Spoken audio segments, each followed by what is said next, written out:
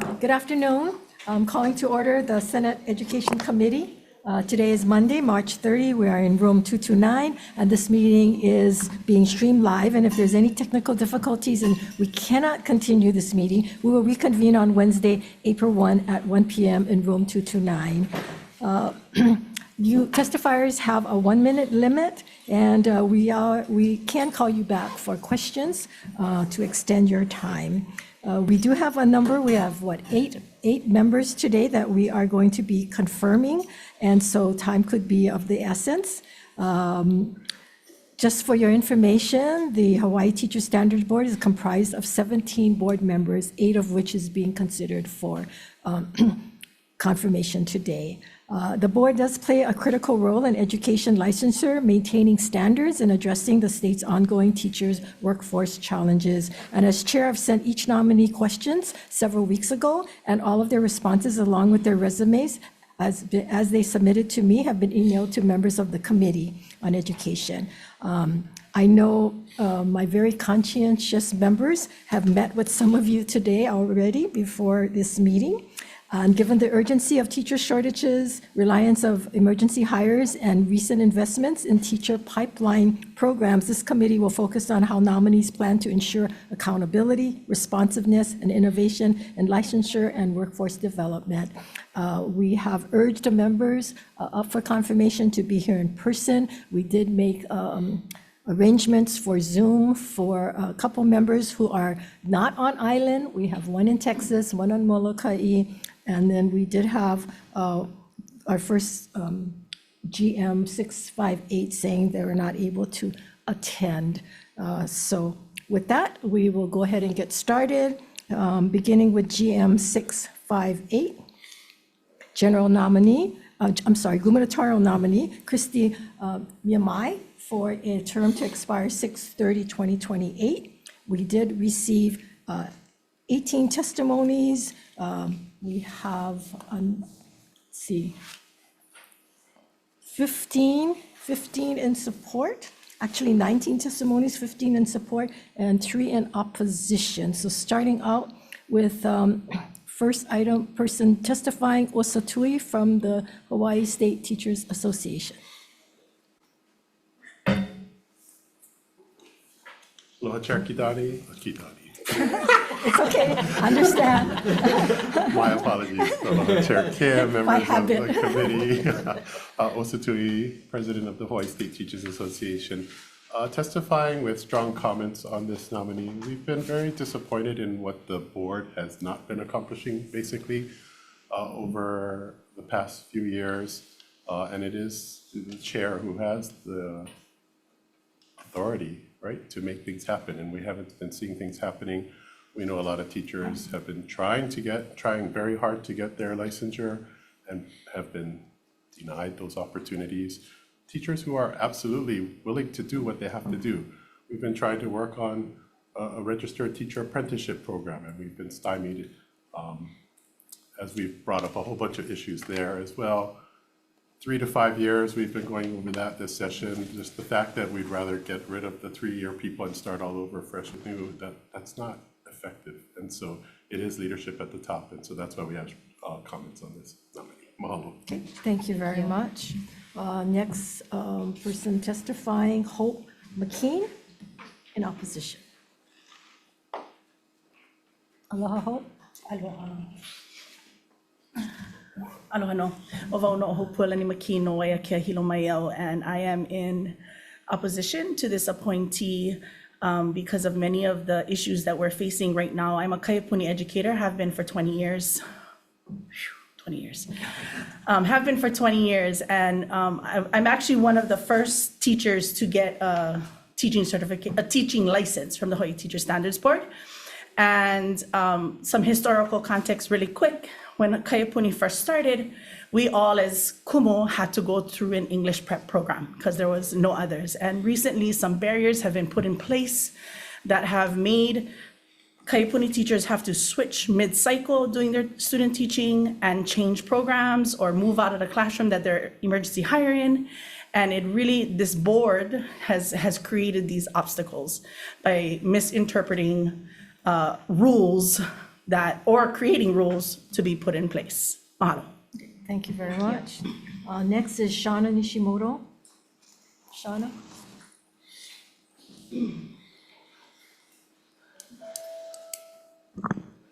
Aloha, aloha Chair, Vice Chair, members of the committee. My name is Shauna Nishimoto. I am a 7th grade science teacher at Ilima Intermediate, and I stand in full opposition to the confirmation of Christy BMI to the Hawaii Teacher Standards Board. For 4 years, I've been teaching in Hawaii's public schools, specifically at Ilima Intermediate. I've been evaluated by school administrators every year under the educator evaluation system. I've been rated proficient or higher every year. Distinguished, which is the highest possible rating for the past 2 years. I have completed all requirements for my license. During COVID, the Hawaii Teacher Standards Board put out a proclamation allowing students to complete their student teaching before passing their content area praxis. There was no deadline stated. I followed that guidance. It took me a while, but I passed my praxis in October of 2025 and should have been issued licensed in November. Instead, I was denied and told my work was out of order. The Hawaii Department of Education has also written a letter stating that I should be given full licensure. Thank you. Thank you, Shauna. Wendy Akioka?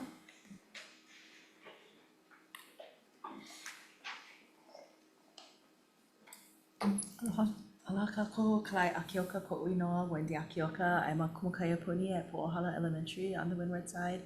And I'm here in opposition of this appointment. And it's mainly because we've had so many people reach out to our committee, and they're usually Hawaiian educators because I'm the chair of the Hawaiian Education Committee, and talk about the barriers that are in place for changes in licensure policies and rules. And especially with a certain pathway with a particular college that's giving a lot of help and scholarship and free classes, that pathway is really being choked out. So when we're talking about innovation and supporting new teachers to come into the field, I really question the position of the board if they're choking the pathways that are helping students who don't have money actually become teachers.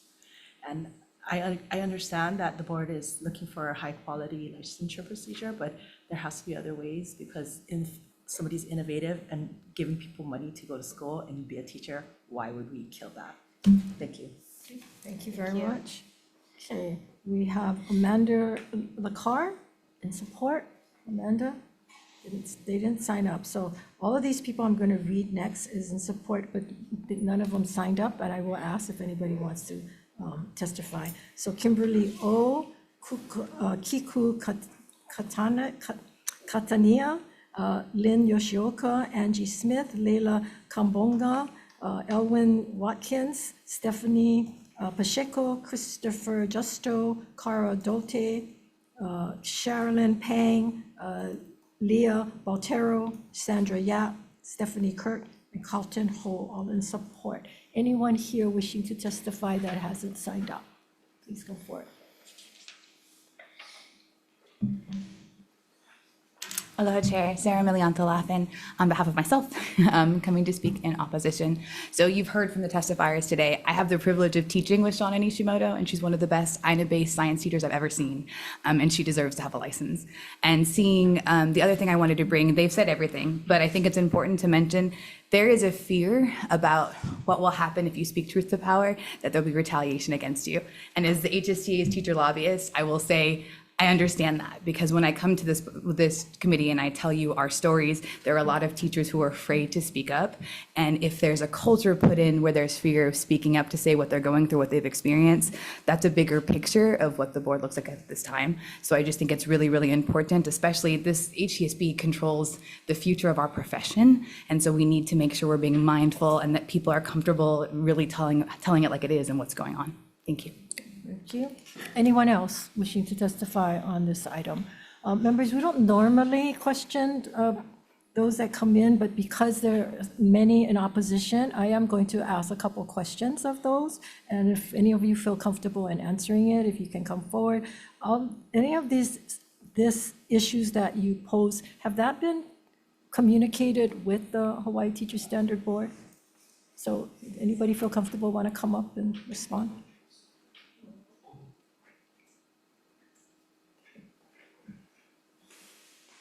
Yeah, I just want to make sure that, what you folks are telling us, these are things that might have been also told to the board or not, and they're unaware of it. Correct. Again, Hope McKean from Waiakea Hilo, Hawaii. Yes, so we did write testimony at the Board of Education with concerns to Hawaii Teacher Standards Board on the Kaiapuni track and the barriers that were getting put in place. We also submitted testimony to their March meeting or January meeting. I think one of them got canceled, but we did submit testimony. So they're aware that these conversations were happening, and our HSTA rep that's on the HTSB Hawaiian Ed Work Group, we've communicated with her, and she did attend the meeting that was finally called, I think in December or January. And Yes. has there been any kind of formal responses to these? No formal response. I know they were supposed to have, they had a meeting, the work group, Hawaiian Ed Work Group was supposed to have a meeting to submit their own language, but because of the weather, that meeting had gotten canceled. But I will say, I did forget to say earlier, that many of the Hawaiian Ed people of the Hawaiian Ed community didn't want to submit testimony in opposition in fear of retaliation. So I said, well, I'll do it, and be here to speak for them. Okay, I hate to put you on a spot, but I Oh, will, goodness. or anyone else. Now, it is a board, so is it the whole board that is, or I know you're speaking in opposition to one individual, so why? I mean, I just want to be fair to. For me, the reason why I always go for the leader is because I come from the VA'a mindset. And VA'a mindset is if things are not going right on your committee, the chair is that person, the captain, the chair is responsible for that. And so if they can't manage it, then something is not being managed well. And that's why I stepped forward for this one. Okay, thank you, appreciate it.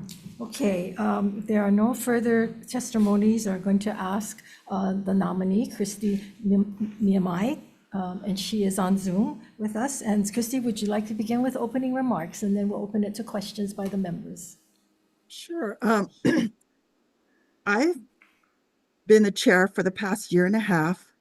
We've been working really hard. When you look at the revised statutes of what we need to do when we're talking about licensing, we have licensed, all of the applicants that have applied.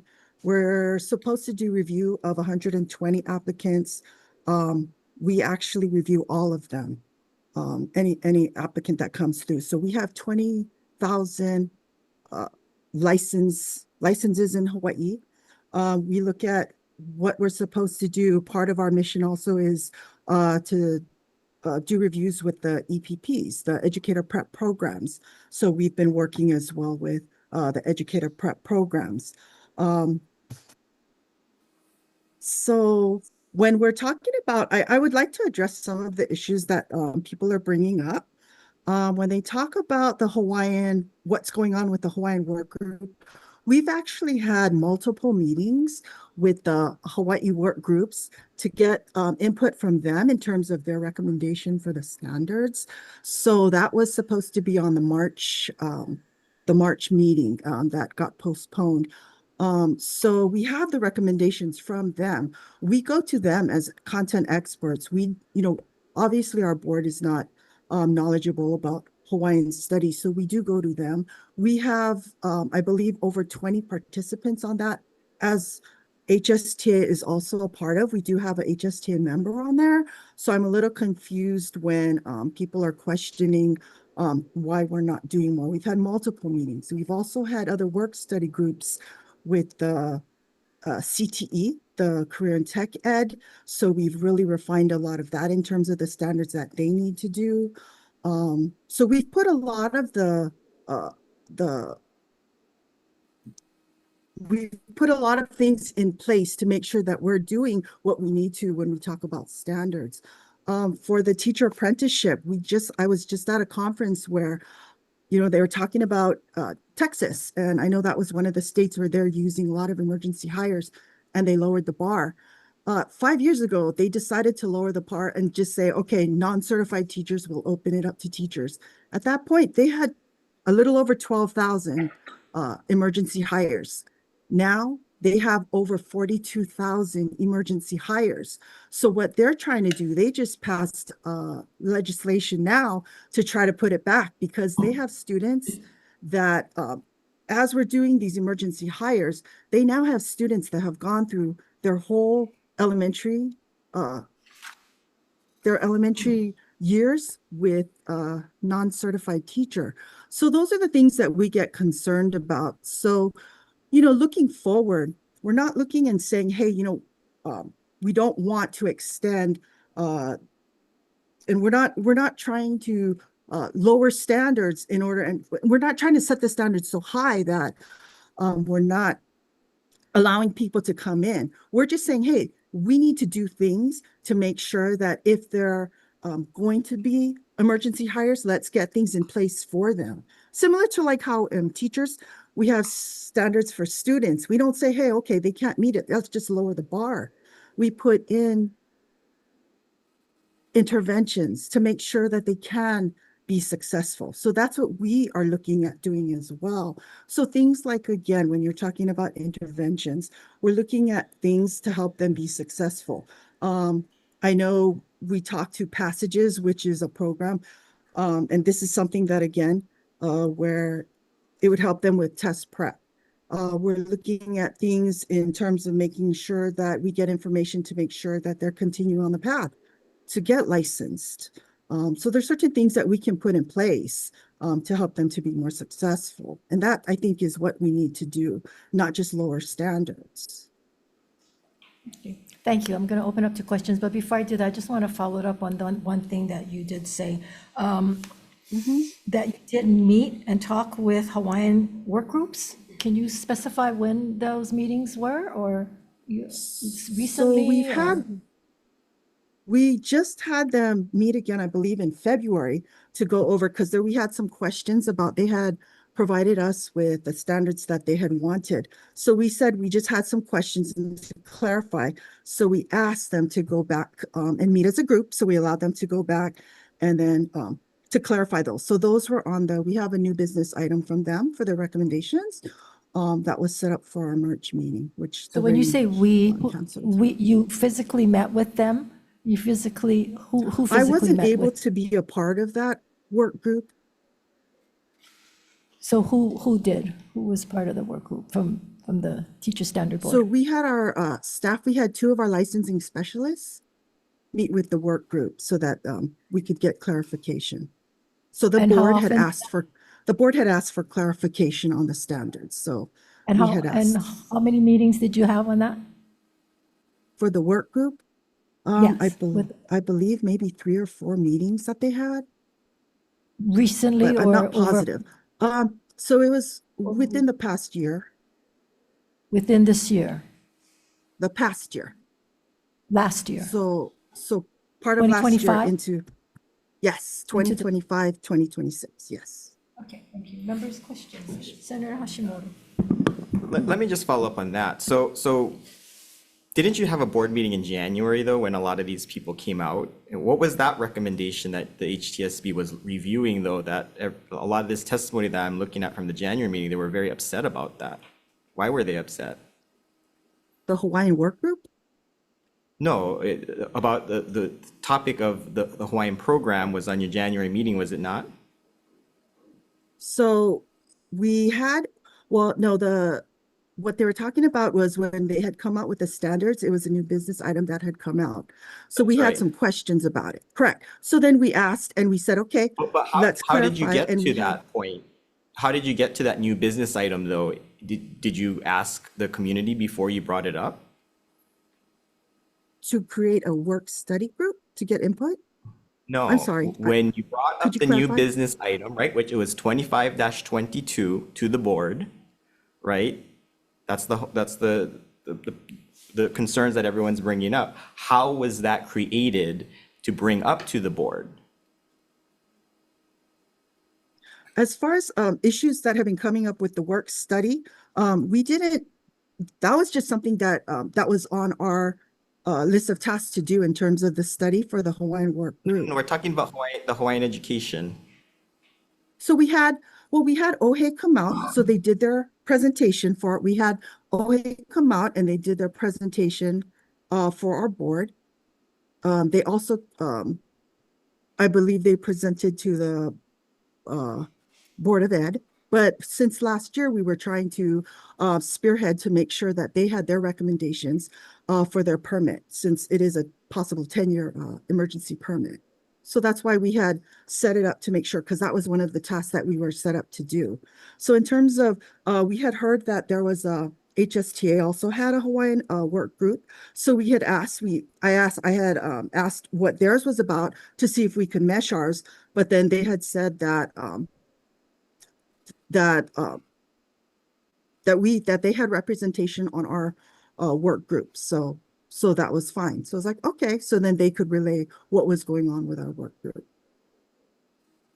So I'm not sure where the pushback is coming from, because HSTA, they do have a member on our work group. And well, I was told that whatever you came up with at that January meeting was just, they felt that it was just, you weren't listening to the stakeholders. So I'm just trying to understand, how did you come up with anything that you discussed at that January meeting? So there were a lot of questions because there were different stakeholders on the Hawaiian group where they were having a hard time coming to consensus.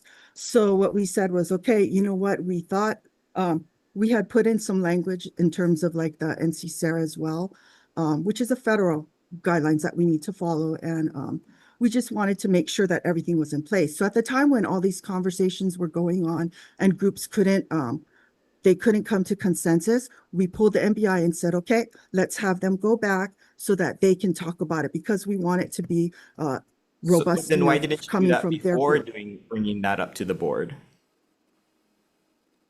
I'm sorry? Why Could you didn't repeat you that? do that before bringing it up to the board? Have conversations? We did. We thought that the language was exactly how they wanted, but when we found out it wasn't, that's when we said, okay, we'll defer it and have them go back. Yeah, but how if you were talking to them and then they came to the board and they said that, they don't like it, that means you're not talking with them, isn't that correct?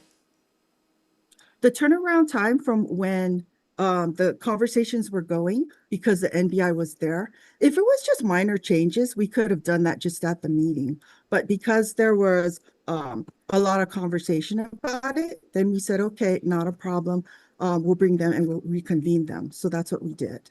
So we wanted to give them their voice. So that's why we deferred that MBI. So No, we but listened to them. My bottom line We did question listen is, to them. why did you have to let it get to that? Shouldn't you have done your homework before you bring it up before the board? We had talked to them and they had that language. I understand, but why did they come to the board and they were upset about it? It doesn't make any sense that you say you talked to them and then at the end, then they were still upset about it. It just doesn't make any sense. So there were certain things in there that I guess that they didn't, when we had talked about it, it was an agreement. So we had put it in and they didn't like the way that it was written. So that's why we went back and we said, okay, you come up with the language and provide it to us.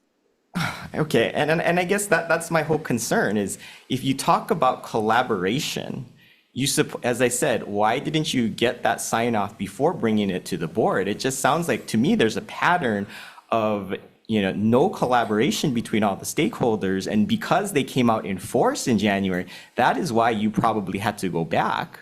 Right? I read the testimony at that January meeting and I was deeply concerned about the things that they were saying. And if you don't recognize that you didn't do the collaboration that you needed, I am deeply concerned about that. I'm a little confused because again, we've given them, again, we've had multiple meetings to go about it. So at the point where, when we have the discussions and then we put down what we feel, again, what we felt was what they were stating, and if it wasn't exactly how they had wanted it, so we said, okay, we'll correct this. So has it been corrected? That's why we had sent the work back. Has it been They corrected? gave us the language. Yes. And you folks The work voted on group. it. So, And it's gonna come up on the April Senator Decort? meeting. Okay, I hate to belabor this topic, but it's very important to my community that I keep the Kaiapuni discussion alive. And so the board has made significant policy changes impacting Kaiapuni teachers. And without meaningful discussion and without taking the information from the stakeholders and applying it, because right now, Hawaiian immersion is very much growing, at least in my community it is.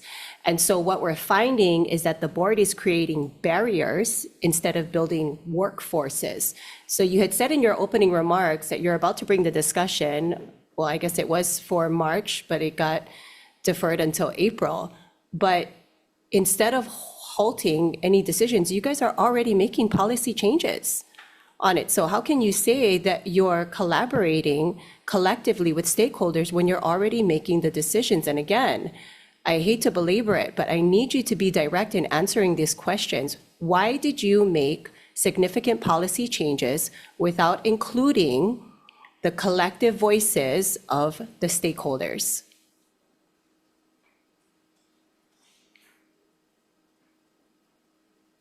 So when we have the NBIs, we come together and we take what we hear from the stakeholders, and we had put it and we listed it into the NBI. If they, when we found out that they weren't, they wanted to revise the way that the language was written, that's when we said, okay, wait, we'll stop, because again, we wanted to give them that input. We do see the importance of it. And there's also, when we're hearing from other, so I talked to other teachers as well, and there were certain concerns when it came to the language versus knowing pedagogy as well. So we wanted to make sure that it was really clear and that they had the standards in place too. So that's why I asked to go back as well to make sure, okay, what is it that you want when we're talking about the knowledge of language, about being able to speak? Because it's hard enough to be able to teach, but when you add the layer of teaching in a different language, and we wanted to make sure that we were clear from the Kaiapuni programs, what do you want from that? When you're looking at educator prep programs, and again, shortage put aside, do you want to make sure that the language is in place, that they have certain things in place prior to moving on? And, when we're looking at even reviewing educator prep programs for the Hawaiian, how important is it for the Hawaiian to be a piece in there to make sure that how much experience do they have with the teaching, with the language, with the pedagogy, so that it is a nice, robust program. So that's why also we had to ask those questions.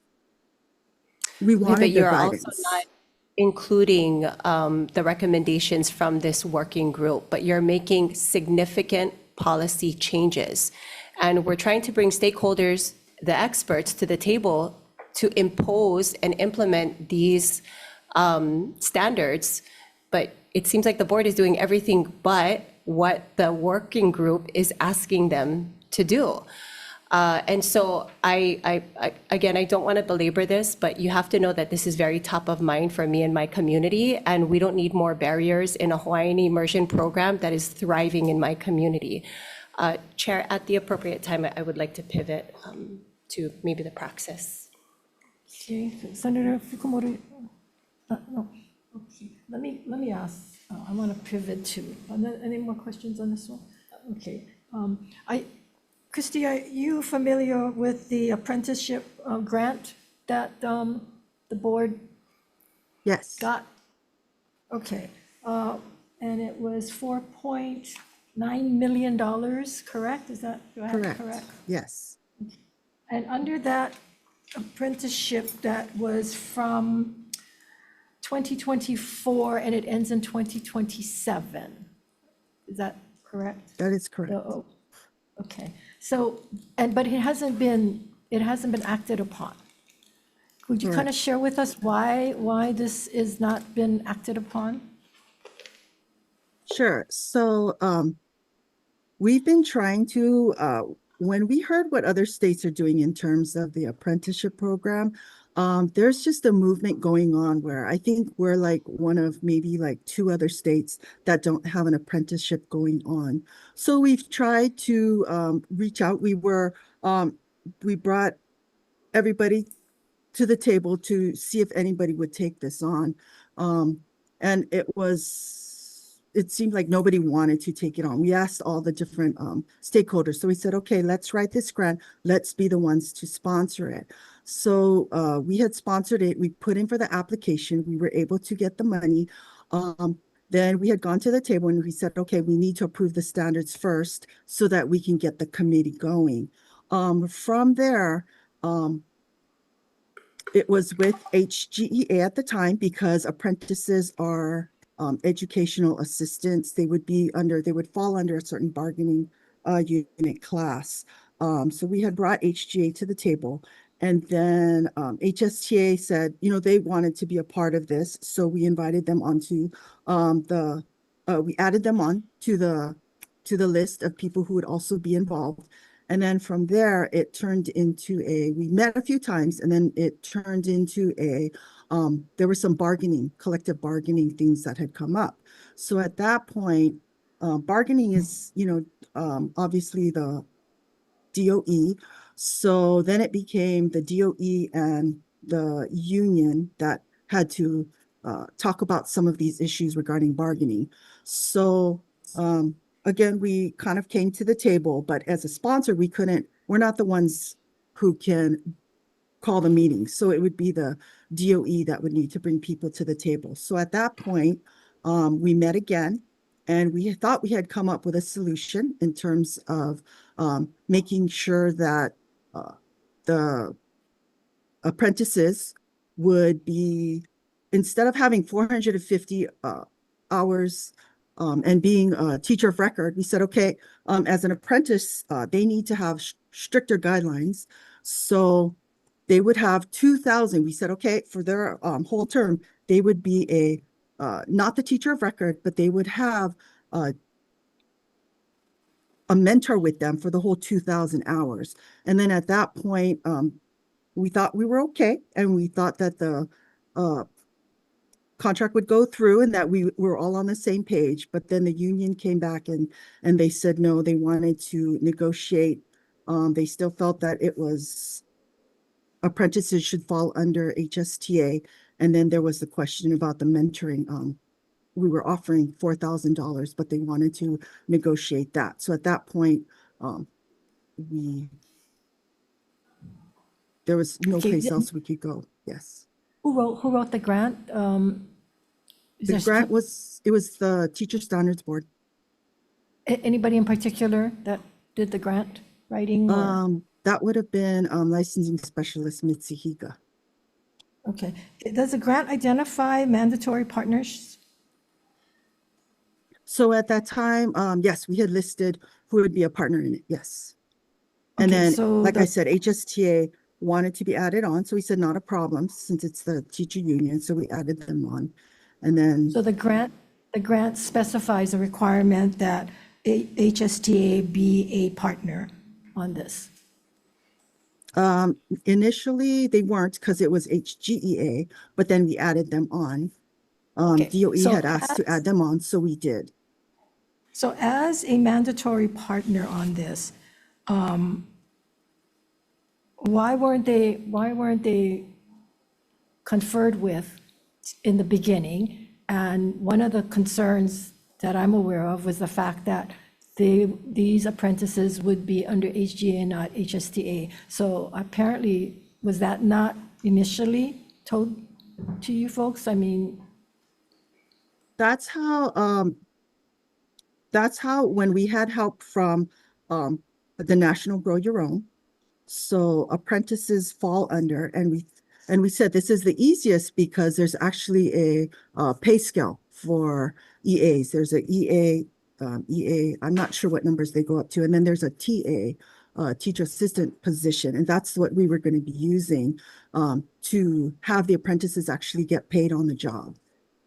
So they're not the teacher. They're not teacher of record. They're actually an apprentice, but they would be paid under HGEA, their contract. Right. But Right. my question is that as a mandatory partner, that they would be consulted and in the beginning, and, as we see, this grant was from 2024, it's now 2026. And so all this time has gone by and, $4.6 million is no, something to sneeze at. I mean, Correct. to me, that's great that we got this grant, but apparently it's sitting there because you've not been able to get any kind of approval or agreement from not just HSTA, but also from the Labor Department. So, I The mean, it's Labor great that you Department- get the grant, but go ahead. The grant is, it had to go through the Department of Labor. They're on board, so I'm not sure. At the Have they point when not we signed had, on the- Have they signed off on the approval? well, they're waiting for the unions to sign off now, because until they sign off, the Department of Labor is stuck as well. So we're stuck because now that HSTA has become a part of the community, they won't sign off. And we're just looking Well, at when- standards right now. We can't even move forward with that. So at the time, when it was just HGEA, when it was just that they were the apprentices through HGA, everybody was on board. Okay, so when was HSTA put on as a mandatory partner? This was well, after we had gotten the grant. So So in 2024? 2024, 2025, yeah. Okay, so they were put on initially, and yet you haven't been able to come to any kind of, I mean, the way you said it was that, you folks had come to an agreement and then they came up with another issue. But my understanding is that that's always been the first and foremost issue. No? No, it was originally moving forward when it was HGEA. No, when But you then when put DOE HSTA invited, so when DOE, when DOE asked and they brought in HSTA, that's when we started, they had concerns and questions about it. So that's when we got stuck, because then HSTA said these apprentices need to be bargaining 5. And then when we were going back and forth with these questions, we had met a few times with the Department of Ed, as well as with the lawyers. We brought, the Department of Labor was there. So we had the players there, but then when it switched over and HSTA came on board, that's when this stalemated and we couldn't move forward because of their concerns. And that was through, I understand. My right. question for, so that the fact that they came in either late 2024, 2025, you've had all this time to be able to try to get this resolved, and obviously not. And it's not that it came up at a last minute. It's been a point of contention for over a year or longer, that concerns me that this grant is sitting there and that you folks have not been able to get this resolved. The fact that they're a mandatory partner, as you folks agreed to, that it would have to be resolved, right? Otherwise, this thing ends in 2027 already, so we're gonna not be able to institute this program or this grant. so in terms of, we sponsored it, but in terms of, again, the consult and confer process, that's not something that was in our hands. That was something that was in the Department of Ed's hands. So we could only, and we were actually asking weekly, what's going on, what's going on, what's going on. We were trying to get meetings going. Okay. I will had bring tried up to reach. I'll bring up HSTA after we get done to get their point of view on this. Senator Hashimoto, do you have further questions? I have others, but yeah, Okay. go ahead. So I'm a little bit confused because, just for context for the audience, I had a private meeting with the chair and some of the other leadership of HTSB. I think it was a pretty heated meeting because I think, at the end of the day, my district has the highest number of emergency hires, and we have about, a good chunk of J1 program members. You did follow up with a letter, right? A lot of the letter, I will say, you complained about my delivery and my tone. But I would like to acknowledge that, my district, we're facing regulatory cliff.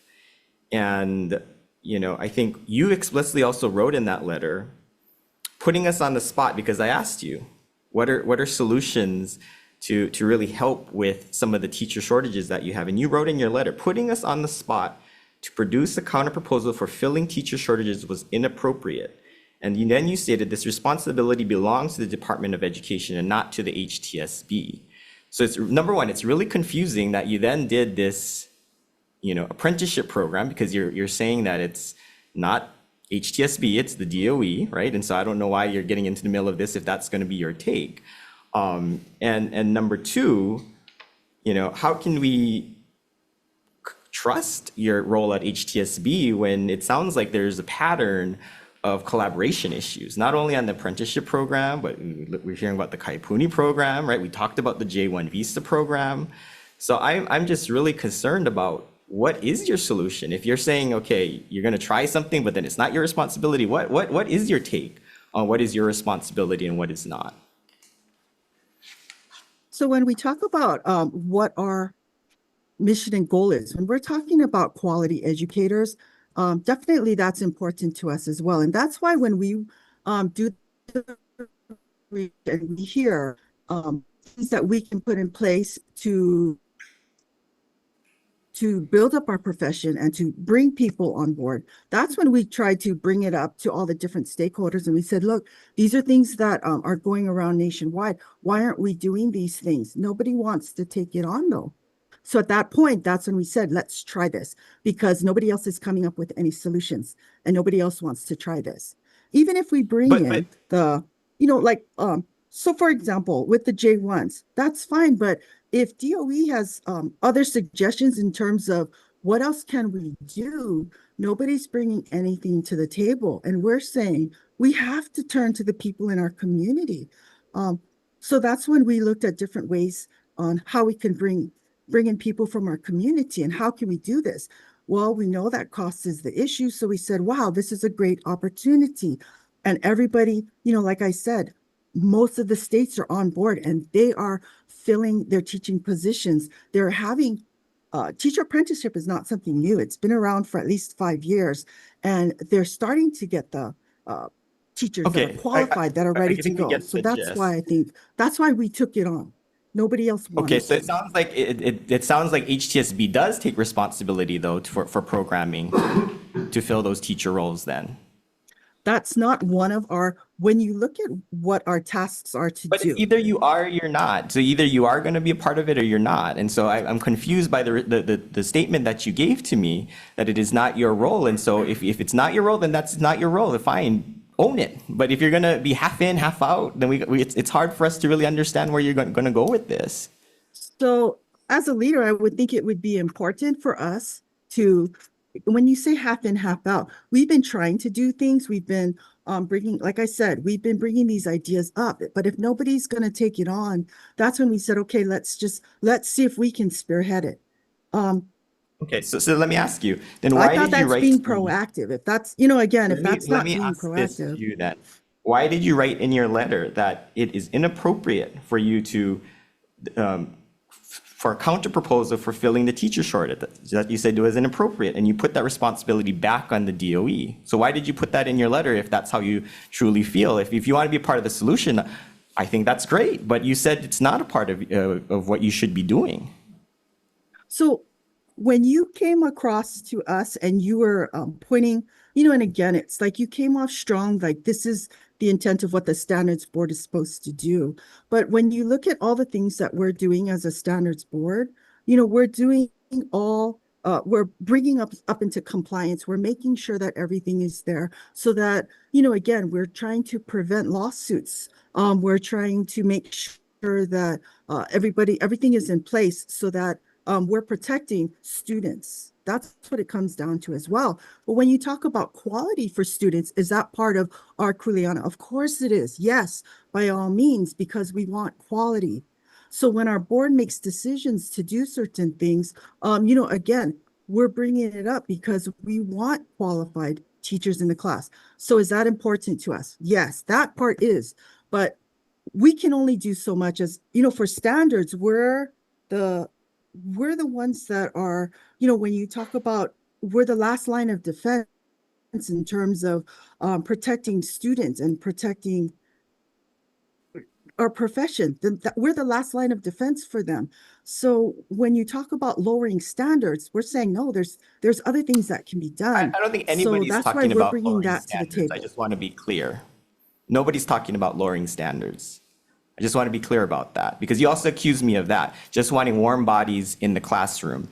And I want to be absolutely clear that we're not talking about that. We're talking about trying to find collaborative solutions so that we can fill our classrooms, right? And when we talk about collaborative solutions, it's talking about not only programs, it's talking about policies, right? And when we brought up the policies that are stymieing teacher prep education, you have a moratorium in place right now that you cannot allow new teacher prep programs, and you would not commit to getting rid of that moratorium because you feel that you have to go through a review. But I told you, if you feel like you need to speed up that review process, you have to come to the legislature and ask for resources, but you would not commit to that. So that's very concerning to me, that from a very much policy perspective, you guys are unwilling to look at policies. We're not even talking about programs, we're talking about policies that the board can look at to figure out how can we potentially for a short term look at ways to get pathways to get teachers licensed. And that is what is frustrating. And I want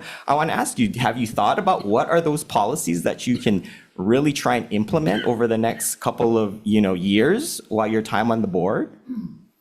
So I'm glad you brought that up, because with that moratorium, again, to try to be proactive, that moratorium is going to be up at the end of the year. But right now we have 2 programs. So I had talked to our specialists. We only have a staff of we only have 6 specialists, and only 1 person does the ed prep programs to help to guide the reviews. So with that, we already have 2 initial programs, and it's not something that we can just turn around and just stamp approval. There's 15 standards that they have to go through to make sure that the program has everything in place. There's also Hawaii. There's certain things that are in our requirements that the prep programs need to make sure that are in place. So with that, we have 2. We know that we have the early ed that needs a lot of positions. So people have been bringing programs up for that. We also have 7 that are different stages. So what we did in the meantime, because you were asking about certain colleges that might want to come in, we told them, okay, we already met with some, and we explained the process of what they need to have in place so that when they come in, that we would be able to just go ahead and add them to that review. But right now we have 9 going on right now. So we wouldn't be able to get to them until probably next. So my question is then why do you have to have the moratorium then? Why don't you rescind that moratorium at your next board meeting? We wouldn't be able to, they can get the process going.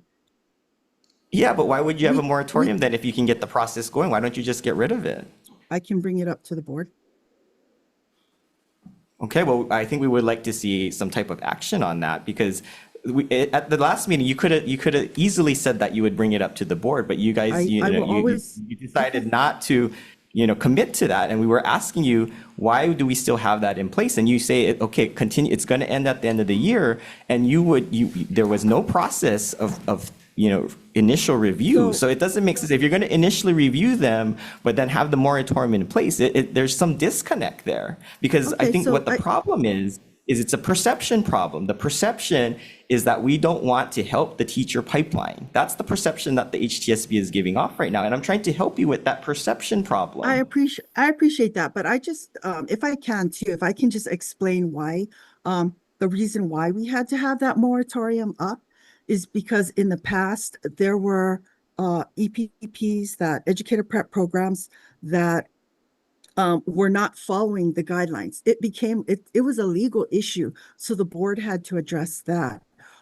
We were having candidates that were being placed in certain areas that, again, they needed to follow federal law, and that wasn't being done. So we had to make sure we cleaned up that. There was a lot of issues that had come up where we needed to get the current EPPs so that everything was in compliance and in alignment so that we could prevent, again, some of the legal matters that would have come up, that had we Well, and I continued on the understand path that that we you were know, I going. think my Yeah. problem is that you should be able to do that while being able to review any potential new teacher pipeline programs that want to come into the state, right? That's what I told you, and I will stand firm on that because I think you have to be able to walk and chew gum at the same time. We are in a teacher crisis. And if you're going to be wanting to put up stone walls, then that's the perception that you're going to have, that you're the stonewall group, you're the gatekeeper for all these new teachers, and that you're not trying to be collaborative. As I said before, it is not about lowering the standard. It is about being able to do a couple of things at once instead of doing things linearly. We're in a crisis. But I think my concern is that the understand. Teacher Standard Board does not believe we're in a crisis and is not acting accordingly. Well, it's difficult because when you have teachers, when you have us in the meetings, when you have us on a standards board, and I'm hearing my constituent, when I hear my teachers coming to me saying, "Oh, how come we're having issues with these people? Why aren't they passing their praxis? Why are we having to help these people out?" And I said, "Wow, this is definitely a problem. We're having people who, right now, the support comes not just from the mentors, which I know that that's one of the things they're trying to do, but it's the teams that have to. I work in a 7th grade setting.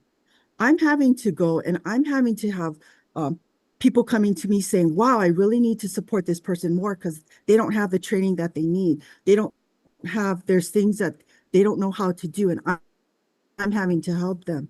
When you put that onto a teacher's workload, that becomes a problem. So that's why, where do we fix it? Well, we make sure we go back and we make sure that, again, that we're talking and we're discussing it with the EPPs to make sure that everything is in place and that they know that what these concerns are that are coming up, because it's us in the trenches that are starting to feel it. So I hear my teachers, I hear the ones, I go out and I talk to people, and they're telling me about the quality of the people that are coming into the classrooms. So when you say quality, yes, it does make a difference when you go through a very robust program. And that's why when we don't have enough candidates within the EPPs that we have right now, we're trying to help them as well to fill their programs up. So more doesn't necessarily mean that we're going to get more candidates. We have right now, part of our policy too, is to do reciprocity. So when you talk about people who go through different programs in different states, they can come over. We look at what they have, and if there's certain, we look at their guidelines, and we pretty much have reciprocity with almost all the states, if I'm not mistaken. Let me just follow up on that, Christy. So, one of the things for me is that I understand and I certainly appreciate the board and all they're doing to make sure that we have qualified teachers in the classrooms. But sometimes passing a test and just because you're able to get your license doesn't necessarily mean that you're a good teacher in the classroom. And there is a lot of evidence of that. And I've heard, just as you've heard from your people, I've heard a lot from the people that are saying that. And so when you have someone, and I'm just going to put on the spot, Shauna here, who has gone through, has been have been teaching and so forth, and yet come across where she has to go ahead and redo student teaching. You also brought up the fact that cost is an issue, and you acknowledge that, and yet the cost to do this, the cost to do student teaching because it was not taken in the right order or wasn't taken in the right subject matter and so forth, when they're already getting letters saying that they are qualified, they are doing the job in the classroom, yet you folks are still barriers for them to get their license. I mean, why is that? I can understand the standards, but also you have to take into consideration many of them are qualified and can do a really good job, and yet they have obstacles in their way. And they're losing money because they cannot go ahead and get hired because of this. So how do you respond to that? So for, again, I don't know how much information I can state, but we were working with the EPP. That was an error. So we wanted to make sure that these things don't occur again. So we actually were working in conjunction with DOE to make sure and to see if we could make sure that the process we are moving forward in terms of to help out Ms. Nishimoto. We have been in talks with DOE and EP, some of the things that were the issue. Yeah, and I brought this issue up, and I did write to the board and asked to find out, get the information on what happened, what was the ruling, and why Shauna did not get license on this. And I did get her approval to ask for this information. And yet then you guys came back and sent me a letter saying that you couldn't give me this information because it contains confidential information discussed in executive session, and that you would need something in writing from Shauna to be able to release information. I didn't ask for the entire file. We just asked about the rulings by the board.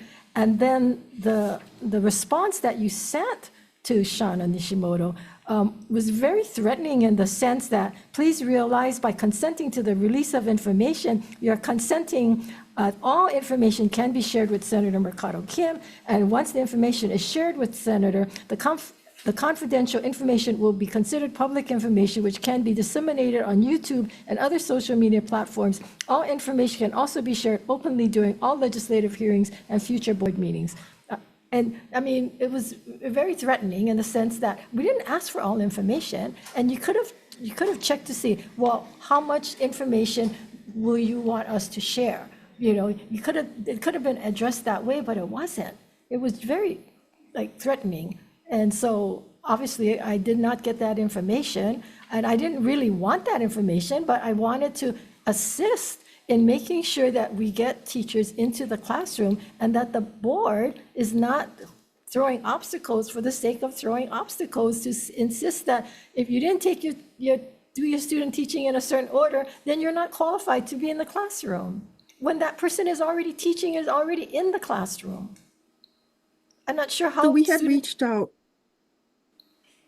I'm not So sure when how we had reached out, would assist in that. The cost and the time that it would take to redo student teaching would make, I just couldn't understand that. And I wanted to make sure that the board is acting in accordance to support these teachers that we desperately need in the classrooms. So when we spoke to, and again, we do have somebody who was part of the AG's office. So I'm not, how the letter was written. I think the intent was to make sure that, information that's shared in an executive session, we wanted to give you the facts of what happened because there's always two sides to the story. So if we were able to, convey the conversations that we had, I think you would have understood a little bit more the direction and why the board made the decision that they did. But, unfortunately, if that letter sounded, if it sounds threatening, that wasn't the intent. We had asked if we could share the information because, again, there is sensitive information in there on her side. So we honor that. We don't discuss it. But this was something that was definitely, we did give it a lot of conversation to it. There was a lot of information that, and a lot of different ideas that the board had talked about in that session. So I think maybe But it that could would have have been helped as limited. well. It could have been limited. It could have been, you could have discussed it in that manner. And also the fact that as a legislator, I get confidential things all the time. And I could be told this information would be confidential and I would not spread it around or release it to anybody. I mean, but those are not the options that appears in the correspondence to Shauna. And it was troubling for me when I also read what you folks wrote to me about it. It's like, not allowing us, the legislative board, to be able to understand what was the actions of the board and if it's in keeping with what we want. The other area is on the moratorium. You talk about cost as an issue, and so in the case of counseling, we didn't have a program in Hawaii, and so teachers had, or people wanting to be counselors, had no other option to be able to get that program and get that training. And so finally, Chaminade put a program together, but Chaminade is a private university and it's very expensive. And so that option was Spalding University, which I visited when I happened to be up on the mainland. And they're nationally accredited, they're affordable, and they're flexible. I mean, they have all those options, and I'm not sure why in those cases where Hawaii lacks having a program and lacks having an affordable program that's flexible, that you folks would not consider this program, this EPP, to allow them. And so you're telling us the moratorium is going to the end of the year and they have to wait even longer? So currently, well, like I said, we have one person who's putting together, who does that helps to lead the program reviews. So when she has to put the panels together, we do have one right now through Manoa that they're putting through for their counseling program. So we're in the process of also reviewing theirs. And by that time, when we can, yes, then we can look at opening it up to any outside Yeah, I'm sure at educator the end prep you can open programs it up, but who I'm can talking come in. about now and in the last year, why that, because I went to visit Spalding, what, a year ago? Maybe longer than a year ago, that I went to visit Spalding, over a year.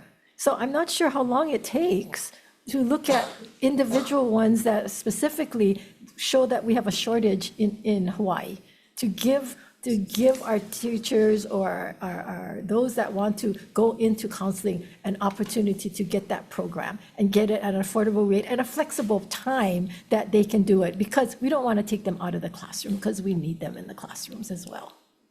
So I think those are areas of my concern. How many teachers would you say that you have spoken to personally that are opposed to the out-of-state program? When you say opposed to the out-of-state program, it's not that Yeah, they're opposed to any programs. It's just that there's a lot of things that, and it's not even the out-of-state ones as well. It's just issues that are coming through where we're talking about the quality of people coming through the programs. Because we know that, again, when we look at, sorry, I'm Okay, losing let me my just train of stop you right there. Okay, okay. Because to put a moratorium over it, which is the point that I'm making, is so dramatic. And really, it closes off any option of any further discussion. You're putting a hold on everything for it to be a moratorium during, as my colleague had said, we are in a teacher shortage crisis. A crisis. This is as worse as our state has been with the lack of teachers in the classroom. And so right now, what you're doing is you're telling the teachers that are within this process, that are coming up on their third year, wanting to go into their fifth year, that, okay, all of the work that you have done, we're just going to negate it. We're going to throw it out the door. Doesn't even matter. Maybe you can start all over again. And so right now, we have classrooms that have 0 teachers in them. They don't have a sub, they don't have an EA, they have absolutely nothing. So do you think it's better to have a teacher that's going through the process or no teacher at all? So for the ones that are going through the process, if they need to, if they come to us and they ask us, there's things that we have in place so that we have issued fourth emergency hire permits. We do look at it case by case. So there is a process for doing that. When you ask us, My question is, do you prefer to have a teacher that is going through the process or no teacher at all? well, definitely somebody who's going through the process. Okay, well, when you put a moratorium on this program and you're not supporting to extend it for 5 years, what you're saying is that their third year, they're done. That's what you're saying. And so now we're going to be left again holding the bag with students having zero teacher, not even a sub now, nothing. As opposed to a teacher that's willing to spend the money, go through the programs, check off all the boxes that they're being told to check off, having to invest it and committed all this time, all these resources, all of these of their own money now, of their own money. And so now we're telling them the 3 years that's it, that's all you get, where there are systematic issues that are out of their control. We're doing everything we're telling them to do. And then at the end of the 3 years, we're saying, oh, we're just going to pull the plug. Where I'm not necessarily sure if you understand the crisis that we're in. And it's very unfair to these teachers that are going through the process to tell them, okay, yeah, thanks for everything, but no need, we pulling the plug. And so these teachers that are going through this program, at least in my community, which is very cultural, which is very close-knit, that if the students grab onto you and they like you, we want to keep you forever. And so I would hate to see any of my teachers that are currently going through the process in my district have to leave because your guys' expectations and your guys' standards and your guys' rules and your guys' wish list is not being checked off the box. Because the fact of the matter is that we are in a time right now where we have to make adjustments. And you guys are the only ones that are not adjusting. The legislature is adjusting, the teachers are adjusting, the parents are adjusting, the students are adjusting. You guys are the only one that is not adjusting. And so I don't know where exactly, and I'm afraid to have you answer this question because I feel that you have been very indirect with my colleagues and on this committee. The fact that you're not here in person shows that you're really not taking this serious. I have people here in the room that are also here in person that have been nominated. You are the chair and you're not even here in person, which shows me that it's just not that important to you because when it's important, you show up and you let everybody in the room know that you are taking this serious. So you not being here in person is not signaling to me that this is important for you. I'll just say that, Chair. Okay. Members, I'm going to say, let's move on to the next nominee. We have a number of them waiting, but I did say I was going to bring up HSTA to just comment on this grant. I think this grant is very important. I think it's important to be able to compensate our EAs or our teachers subbing or student teaching. So can you quickly? You're asking specifically, I'm sorry. Good Yeah, afternoon, specific- Senators. I'm Andrea Eshelman, I'm the Executive Director at HSTA. Yeah, specifically on this grant, makes it seem like HSTA is just being the stopgap and that. So we have not been able to move forward because the plan sponsor is unwilling to recognize that once they become student teachers, that they should be moved into our bargaining unit because they'd be doing teaching work. So they'd be preparing for delivering instruction assessment. They want to keep them in bargaining unit 3, which is educational assistant, different type of work. And so we've been unable to move forward in that regard. And how long have you guys been arguing this point? Months. Okay. Yeah. I'd be more than happy to provide the consultation letters that have gone back and forth if the senators would find that useful. Okay, appreciate that. Thank you. Thank you, Senators. Okay, with that, we're going to move on. Thank you, Christy. And decision-making will be at the end of the agenda. We are moving on to GM 657, submitting for consideration and confirmation to the Hawaii Teacher Standard Board gubernatorial nominee Katina Soares for a term to expire 6/30/2028. And we have Keith Hayashi from Department of DOE testimony. Is that in person, the one here? Okay. Anyone else wishing to testify on GM 657? Hearing none. Katina, welcome. If you want to open with some remarks, welcome you. Sure, if you can hear me okay. I've had the honor and privilege of serving for about a term and a half, and it's really important to me to continue because I'm one of the few representatives from a neighbor island. I'm also from a Kaiapuni school, remote area, and I think that it's really important that we are remembered in all of the strategies that we are using, including teacher recruitment. And I think that my knowledge and skills from being from a remote community are really helpful to the board in considering alternative ways that we fill our teacher shortage and other areas that the board is responsible for me growing our own, because not everyone is going to move to Molokai, and even the people that do come in from the outside tend to not stay. It takes a very special person who loves Molokai to be there. So vetting our teachers and making sure that we have quality people in the classroom to serve our children is really important. And as much as I want to fill the teacher shortage, at the same time I want to make sure that we're balancing the, I like to say, not opening the floodgates, but also be a gatekeeper, keeping a balance there.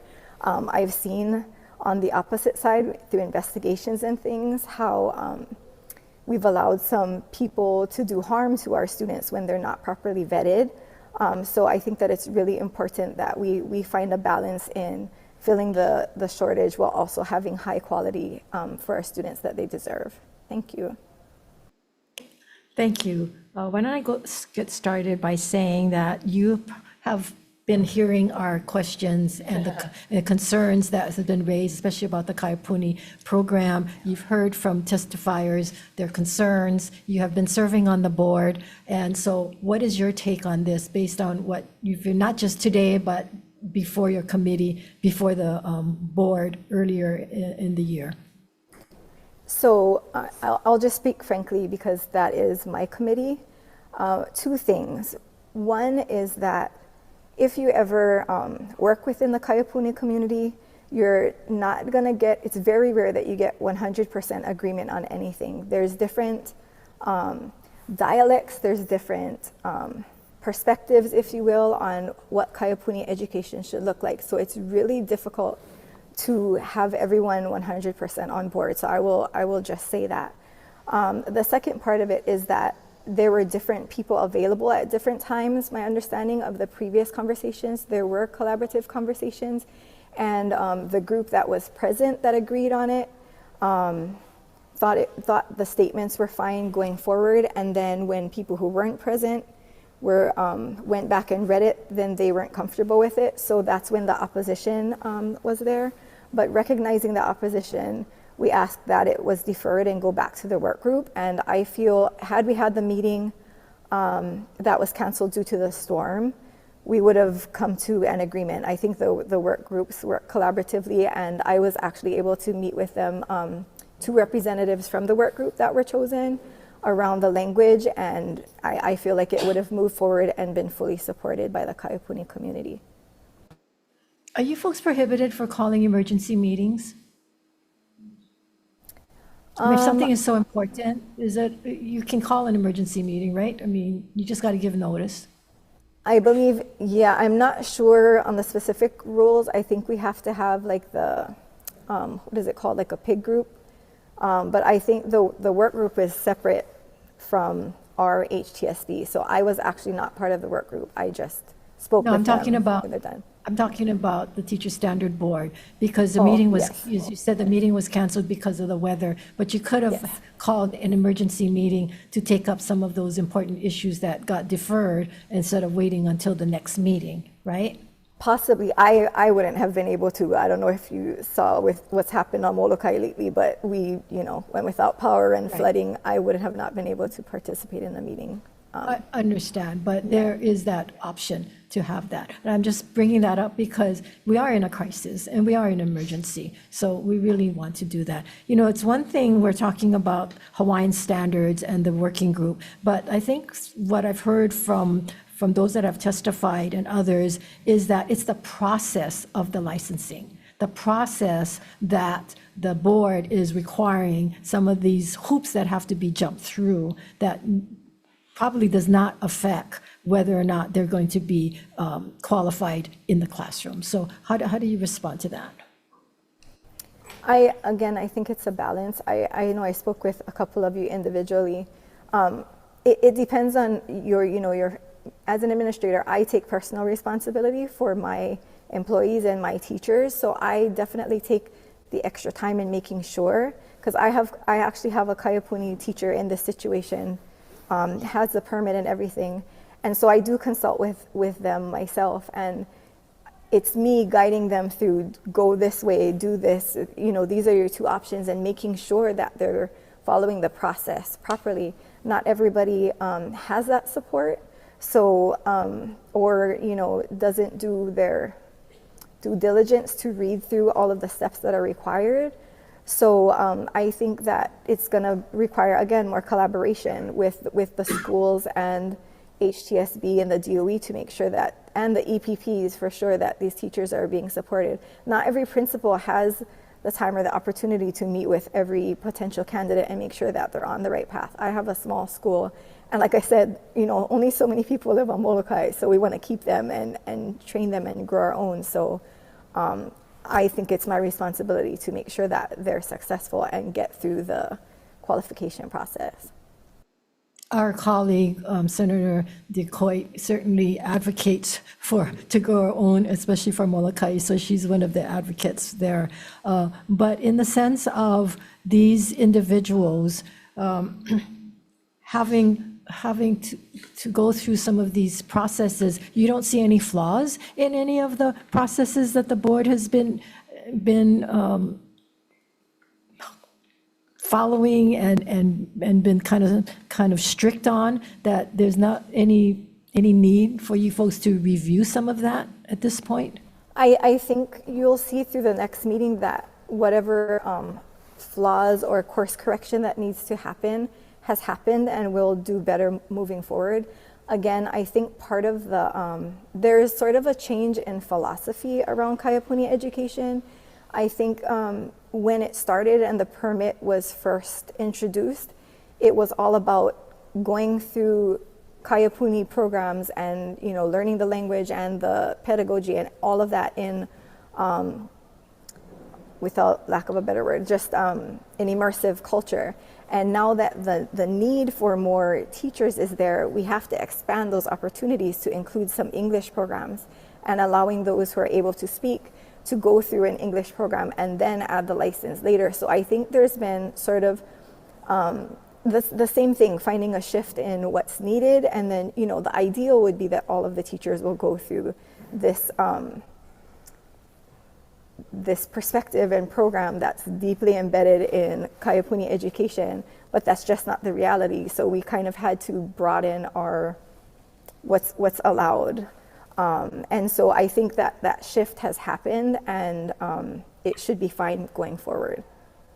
Well, I'm glad a shift is happening. I didn't necessarily mean it only for Kaiapuni. I meant it across the board, that if there are obstacles that you've been hearing from your potential licensees and so forth, and potential teachers out there, and current ones, that you folks would be reviewing some of the processes and the hoops that you're requiring them to jump through. So I would hope that that is also part of that. And if you could provide us with some of these shifts that will be taking place, I'm sure the committee would appreciate that. Thank you. Members? Senator DeCourt? Thank you so much for being with us. I thank you very much for your transparency. And I'll say this for you and for the other nominees that are about to come up on our agenda is please be as transparent as possible. We're really not looking for rubber stampers. We're looking for people that are going to not just challenge the system, but take a realistic approach and actually bring solutions and not criticize other programs or other methods or other ways. This word crisis should be blaring in every educator classroom, faculty, admin, everywhere. And so I just wanted to say thank you very much for your transparency. And I think we definitely need a shift, not just in membership, but also in leadership as well. So thank you very much. Thank you. Thank you, Chair. Thank you. Yeah, Senator Hashimoto. I guess one quick question for you. You know, I think you've heard a lot about our policy discussions with the chair. What is some of your thoughts on tackling some of the policy shifts that need to happen? I know it sounds like, at least in the Kaipuni side, that policy shift is happening. What about some of the other things? I know we discussed some of the policy things that I'm concerned about. Do you think that the board is going to be expeditiously taking on some of these things, knowing that the urgency that we have here? Yes, I believe so. And I think that there's been enough attention to it lately that it has risen, you know, to the level of needs to be addressed sooner than later. One of the moratorium, for one, might be something that needs to be discussed sooner than later. I do know that one of the concerns that people had was felt like was a roadblock from the board was requiring we adopted the language from the NC SARA, which was basically like the consumer protection, and people felt like it was sort of putting up a roadblock or asking for more accountability, but really it was to make sure the things that I was saying, that all of the people enrolling in these programs are doing the due diligence, and the EPPs are doing their due diligence to notify them of exactly what programs will be accepted in our state and which ones aren't. And so I think a lot of the shifts that we're hoping to happen are actually happening in the background, and you should be seeing some changes over the next few months. Okay, thank you, Chair. Senator Fukunaga, any questions? No. Okay, thank you. Thank you very much. We will move on to the next GM. GM 652, submitting for consideration and confirmation to the Hawaii Teacher Standard Board gubernatorial nominee Jonathan Gillentine for a term to expire 6/30/2027. And I don't have anybody signed up to testify. Is there anyone here wanting to testify on this measure? If not, we're going to ask Jonathan to come forward, and we appreciate you being here in person. Thank you. And I know Katina, on being on Molokai, could not be here, so but thank you. So you're welcome to make any remarks that you would like. Thank you. Aloha, Chair Mercado Kim and Vice Chair Hashimoto, members of the committee. It's important to have this opportunity for me to serve my community by representing them as a member of Hawaii Teacher Standards Board. I was impressed in both of my interviews about the call for collaboration. And as a teacher, I'm retired now, but as a teacher, I did gain a lot of experience in collaboration in terms of various things, facilitating professional development, joining with other teacher leaders in forging new initiatives, conducting and publishing research, advocating for teacher leadership and early childhood education in public media, and even shifting from a perspective of confrontation with a recalcitrant 3-year-old in the classroom, and figuring out a win-win. It was very satisfying to do that. And no, there's no one, I'm not calling anyone a 3-year-old in this work that I do now. It's just occupational hazard from my days in the preschool classroom. Collaboration serves us well as we seek to fulfill the work of teacher licensure. And I kind of did some research. UH College of Ed seeks to be a place of learning that sustains a collaborative community. Leeward Community College has a core value relating to collaboration. HSTA strives to collaborate with community to ensure quality public education for Hawaii's youth. The Hawaii Department of Education mentions collaboration in its strategic plan. And of course, Hawaii Teacher Standards Board, their mission is to collaboratively set high teacher licensing and credentialing standards. And so it's my desire to bring my ability to collaborate to the context of the work of Hawaii Teacher Standards Board. Thank you.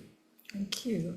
And we certainly appreciate your willingness to serve again. Yes. Having served on this board many years ago, and certainly times have changed and things have changed. So certainly your background and your experiences can lend to this. You've been serving during the interim, correct? Yes. Yes. Yes. For how long now? How many months have you been?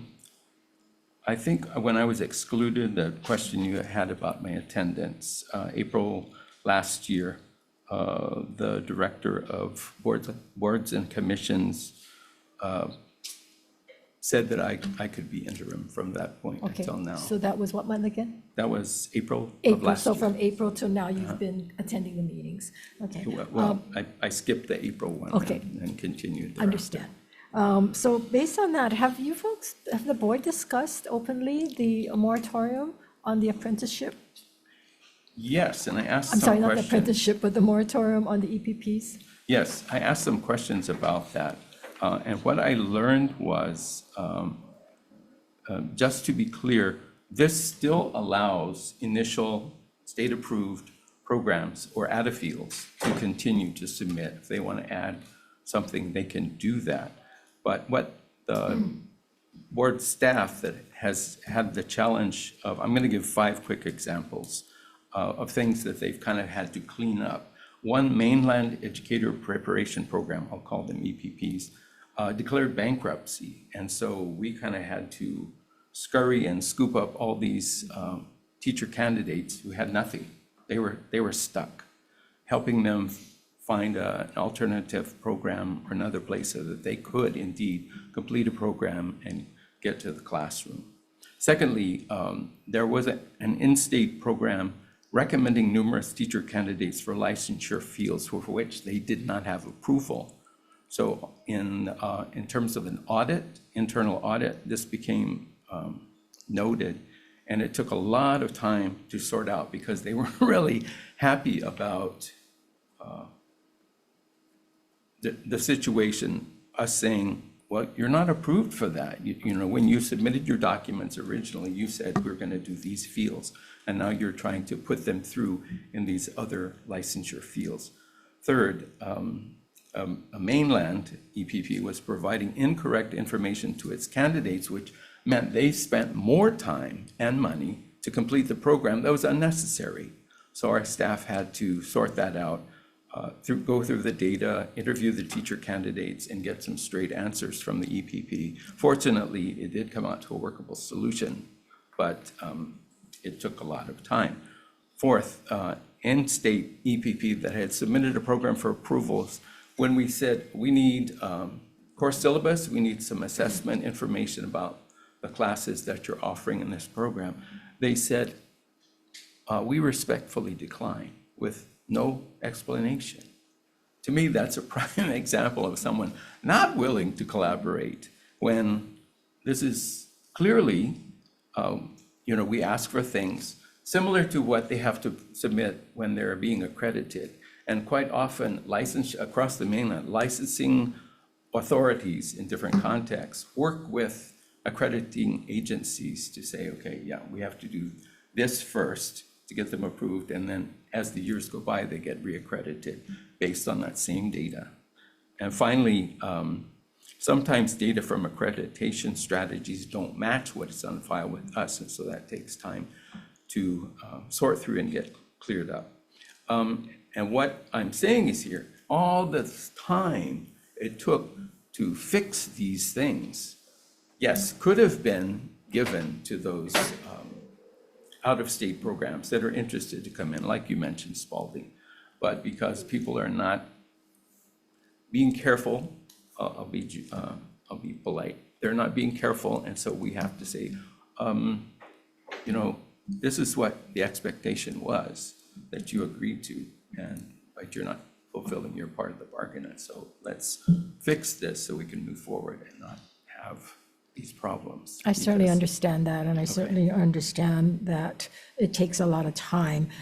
And we do have bad actors, not just in this area, but throughout throughout the state in many different professions and stuff. But to then penalize everybody for some of the bad actors, like in the case of Spalding, did they not turn in the syllabus? Did they refuse to turn in information?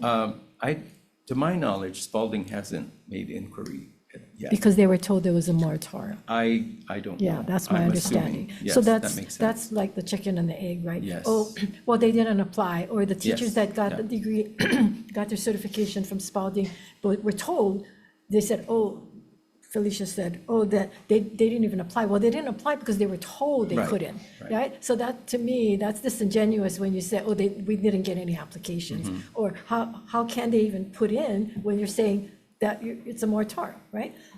So they didn't even have the opportunity. Sure. But it concerns me that we're putting a moratorium across the board and not even looking at those areas that we have shortages in, that we really maybe should consider a couple of them, because, excuse me, they're not all bad actors, and you are going to have bad actors, no matter if you have a moratorium or not. So, anyways, questions? Senator Duclos? Thank you. Thank you for being here in person. We always appreciate that. Thank you for making the time, carving it out to be with us. I noticed on your resume that you have served on both HSTA and HTSB. And so you come with a wealth of knowledge and experience, which could be good and it could not be good. But let me ask you this. What specific changes would you support to either expand the pipeline or remove barriers that conflict with traditional standards? Because I think it's fair to say that you are a part of those original standards.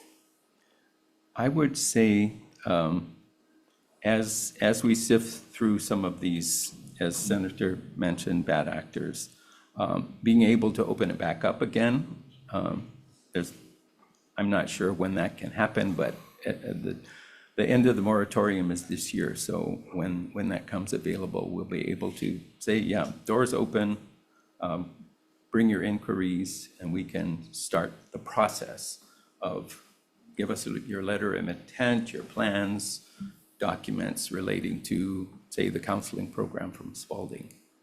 Do you think it's fair to potentially push up the moratorium discussion on a closer date agenda to see if that might be something maybe?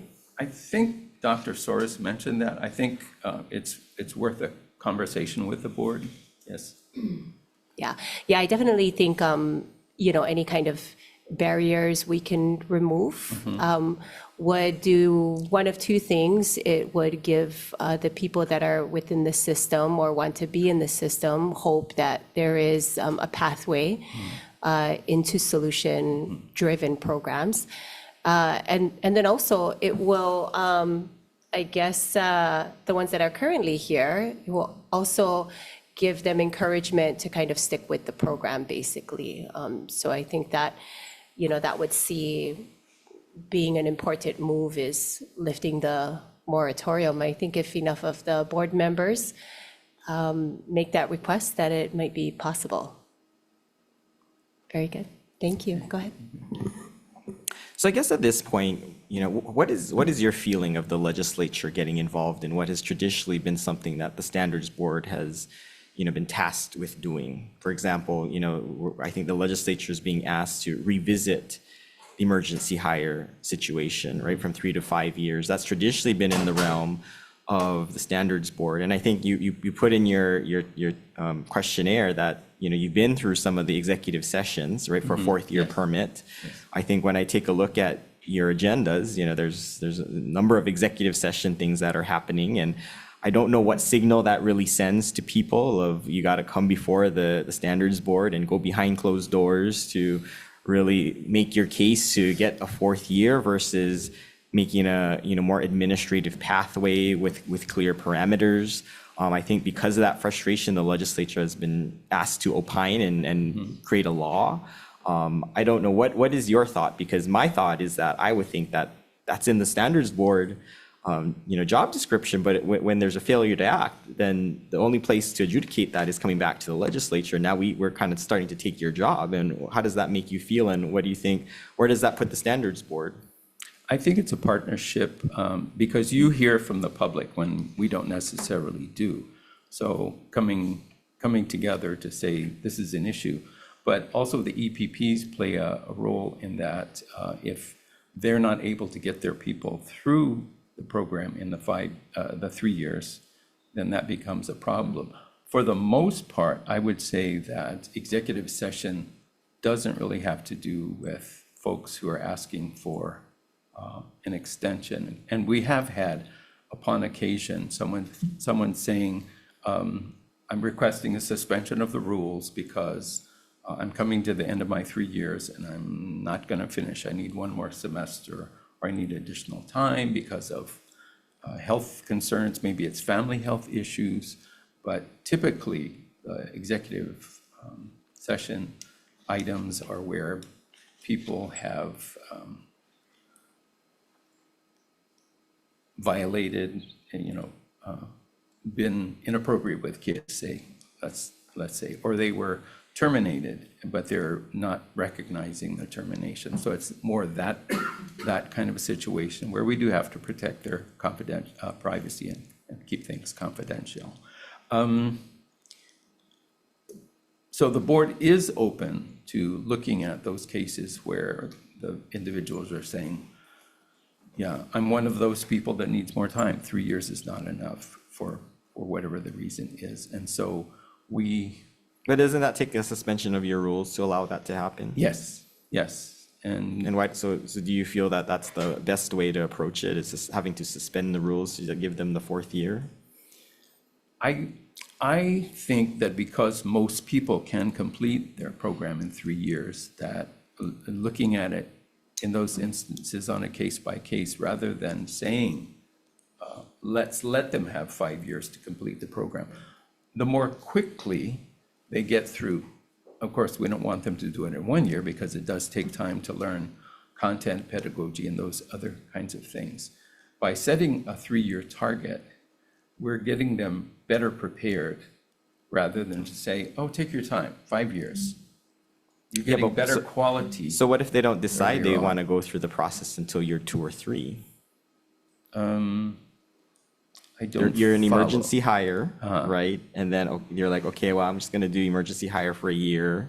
Then you're like, okay, then, maybe at that point I want to start the teacher prep program maybe at year 2 or 3. My understanding is that they have to show progress all the way through. It's not like they get to wait until year 2 or 3. They have to show that they've started. Is that in your admin rules or in your policies? I can't quote chapter and verse on that. Okay. Well, get But back to us with that. I understand what you're saying, yeah. Because that's what, if you look at what's moving at the legislature, year 4 and 5, you have to show progress. Okay, thank you, Chair.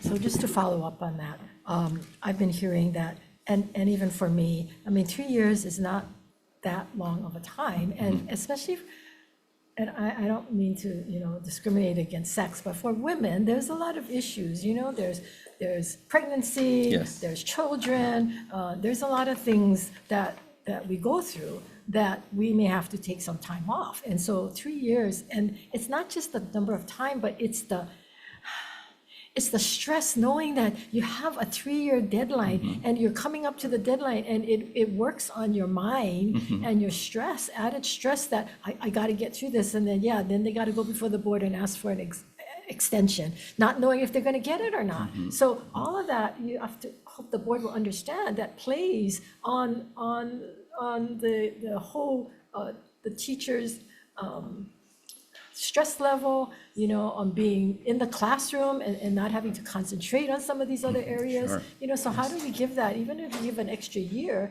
then they don't have to come before the board, because a lot of them don't know if they want to embark on this whole program. They'll come in as a sub, or they'll come in as a temporary hire, and then make the decision a year later or 2, or get convinced. Some principals have to convince them that they should do it. But then that time, the clock is already running. You see, so I hope that that's something that you guys will look at. I don't know the answer in that particular case, but it makes sense to me that there would be provision for a leave or a break to say, yeah, Hawai'i, so what are we going to do? there's deaths in the family. Yes. There's all kinds of other situations. So again, Yes. I mean, what's so hard in letting somebody get their credentials in 4 years? I mean, yes, we want them as soon as possible. We want them in the classroom. But at the same time, if we don't give them the extra year, they might not be in the classroom, right? So, I mean, again, that's that balance. Yes. You know, and is it 4 years or 5 years? Yeah. I mean, you know, but I Yes. think that's the flexibility we're looking at from the board. Yeah, picking the right number, I think, is the issue. Yeah, but, you know, trying out and Maybe saying, okay, 3. we're gonna extend it to 4 years, and let's see how this works out, right? But at least giving some alternative solutions to help the Sure, situation. sure. Yeah. Okay, anybody else? Any other questions? If not, thank you very much. Thank you. Appreciate you willing to serve. Okay, we are now on, and I'm sorry this is taking so long, but, you know, this is important. This board is important. It's important to our students, important to our schools, so we really want to be able to talk with you folks. So on GM 509, submitting for consideration and confirmation the Hawaii Teacher Standard Board gubernatorial nominee Komari Moss for a term to expire 6/30/2029. And we have Keith Hayashi testifying in support. Hold on, Komari, I'm getting testimony first. Hold on. Okay, so anybody from DOE? No. Okay. Wendy Akioka speaking? No? Okay. Anyone else wishing to testify? Okay, now come on, you can come on. Excuse me, Yes. I have another engagement. Sure. Are you gonna need me anymore? No, no. Okay. How am I? Thank you so You're much. welcome to go. Good afternoon, Chair and Vice Chair and honorable members of the committee. My name is Komari Moss. I have 11 years of administrative experience in high school, middle school, and elementary. I've also worked in private, charter, and public school. And I like to think that I'm a good judge of selecting talent as the principal of my school. I am honored to actually be considered as a nominee for this position. I think that we are definitely in crisis. There's evidence, right, that we are in crisis with the looking at J1s outside of our country to come fill vacancies that our schools have. With that being said, we have to treat the selection of our teachers a little bit differently. In my experience, we are left with having to fill no matter what, because otherwise we don't have students in our classroom. And that's at a school that's pretty highly sought out. And in the last 3 years that I've been at my school, I've definitely seen a change in the candidates that are coming in. You know, it used to be at the beginning where there's a lot that wanted to come teach, and I'm not sure what the reasons are, but we have, as principals, we have to figure it out. And, you know, in my former position as Red Hills principal, figuring out was kind of my thing, you know, with, you know, trying to figure out how to educate students in a distance learning fashion, water crisis and all that kind of stuff.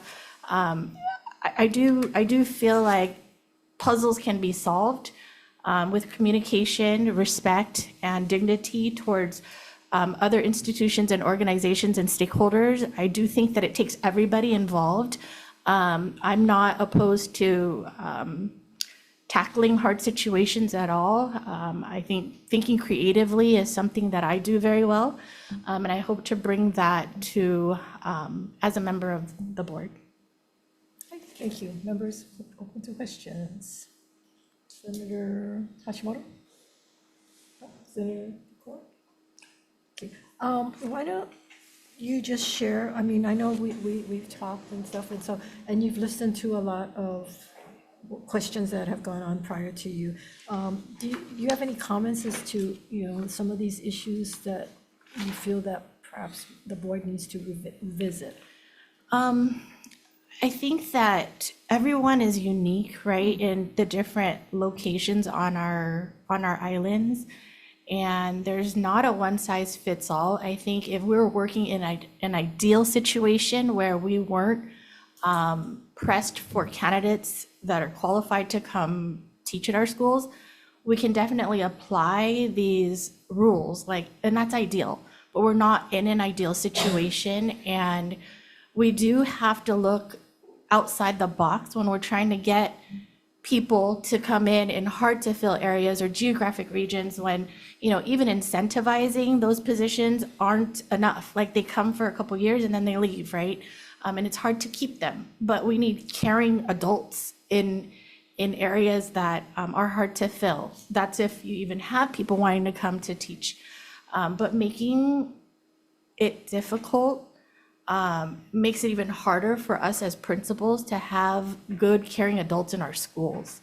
I have an example of a J1 hire that she gets high blood pressure every time she has to come talk to me because she can't pass the praxis, which is not in her native language. But it makes it difficult because we're trying to play by the rules and requirements that allow us to hire folks like this. And she's awesome, like really, really good with our students, knows her content, but just has like these few points she has to get over to pass the praxis. And my heart just bleeds for her because there's nothing I could do because those are the rules I cannot change. You know, there's times where we've hired from other organizations that don't have the same type of stringent rules, and they give me blood, sweat, and tears every single day. And so I appreciate people like that, you know, and I do think that I'm, like I said earlier, like I really pride myself on finding good talent. And like Dr. Suarez had said, I take full responsibility for the ones I hire. It's sometimes the ones that come in and aren't doing such a great job that we have to utilize our own systems to you know, figure out what is the best thing for them. But we have access to those things. We have the ability to do those things. Not all principals may have the same, I guess, selection process. I don't know how else to say it, but it's actually the most important thing that you can do within a school is hiring the right people. Sometimes we don't have the people with the full credentials to actually hire because we're not in an ideal situation. But it makes it really difficult when we have to say goodbye to just start all over if their term is up. How many times can one take the practice? A lot of times, You as can long keep- as they'll pay for it. What does it cost to take that? Oh, I think like about $90. Each time you take it? Yeah. No, somebody's taking you have an answer to that? It ranges between 90 and 180. Depending on the test. Depending on what? The test, the type of test. They can choose, depending on their area of expertise that they're going into. I see. And then they have to do it within the 3-year period Yes. to take that test as well? Okay, that's another It's stress- fast. It's another stressful thing. Taking tests is not always easy. Okay, and doesn't necessarily measure, you know, how good you'll be in the classroom. Question? No other questions? Okay, well, thank you. Thank you. Okay. Our next gubernatorial nominee is GM 654 for consideration to the Hawaii Teachers Standard Board, Daphne Okunaga, for a term to expire 6/30/2028. Aloha, Daphne. I am going to call and see if there is anyone that wishing to testify. Keith Hayashi seems to not be present, although in person. We have 14 in support. All of these names I'll read off. If you're here, you can come up. Linda Furuto, Brandy Yagi, Don Taba, Tammy Yoon, Rina Rabago, Dana Tanigawa, Lane Satakara, Malama Ada, Blake Oshiro, Joseph Halfman, Sean Kaanoi, Christina Rossman, and Patricia Ishihara, all in support. Anyone else wishing to testify on this measure? If not, Daphne, welcome. I know you're on the mainland. I don't know what time it is there, 5 hours difference, I think. Is Texas 5 hours or 6? Yep. So if you hear my stomach rumbling, I apologize, but I haven't eaten dinner yet, and it's 7:50. sorry. But I'm so sorry that I couldn't be there in person, but we are here with the state math team at a math conference, seeing how we can move math forward in our own state. And she did tell me in advance that she was not going to be able, we weren't able to move the meeting. So appreciate you being And available. our state isn't paying for it. The Dana Center paid for us to be here. And we got the ethics approval. That's good to know. Thank you for volunteering. Yeah, you understand what's going on with our travel moratorium. So thank you. So opening remarks. Daphne. Thank you. So after starting as an emergency hire at Pearl City, I was there for 19 years teaching math and business. And in reflection of this moment, I don't think I fully understood the teacher shortage because I was kind of shielded from it at Pearl City. We don't have a huge amount of turnovers in most of the years that I was there. But now that I'm at P20 and I'm visiting non-Oahu schools and I'm talking to other schools across our state and our pathways work, it was just mind-boggling to me, the shortage. And while that is not great news, I also see huge potential for our state when people are collaborative. The Dive Into Education event, by the way, you're all invited next year. The Dive Into Education event,